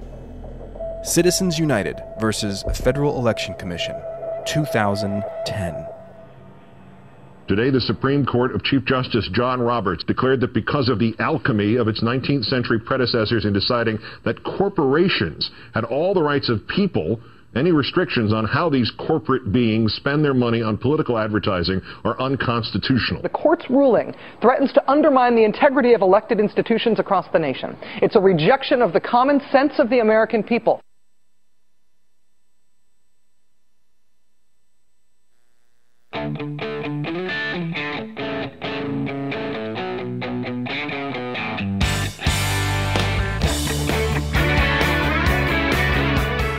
The Parting Shot with Bill Press. This is The Bill Press Show. And on this Friday, August 29, my parting shot for today, of all the Senate races this year, none is more important than Kentucky. Democrats already had a good chance of defeating Republican leader Mitch McConnell because he's such a weak candidate and because Democrat Allison Lundergan Grimes is such a strong one. But Democratic chances just got even better with release of a new audio tape of Mitch McConnell sucking up to the Koch brothers. Yep. He spent Father's Day with the Koch brothers at their retreat out in Orange County, California. First, he kissed their butt. I want to start by thanking you, Charles and David, for the important work you're doing, he gushed. I don't know where we'd be without you. And then McConnell promised the assembled billionaires that he would do everything he could, if reelected, to service them. Block passage of the president's budget, kill any increase in a minimum wage, oppose extension of unemployment benefits, and prevent lower interest rates for student loans. So now the choice in Kentucky is more clear than ever. Do they want somebody who will fight for the people of Kentucky, or do they want somebody who will fight for the Koch brothers? And if so, they got him in Mitch McConnell. Allison Grimes, the much better choice for the people of Kentucky. And with that, folks, it's been a great week. Have a wonderful, wonderful Labor Day weekend. Make the most of it. Don't forget, come back and see us again on Tuesday. We'll see you then. This is the Bill Press Show.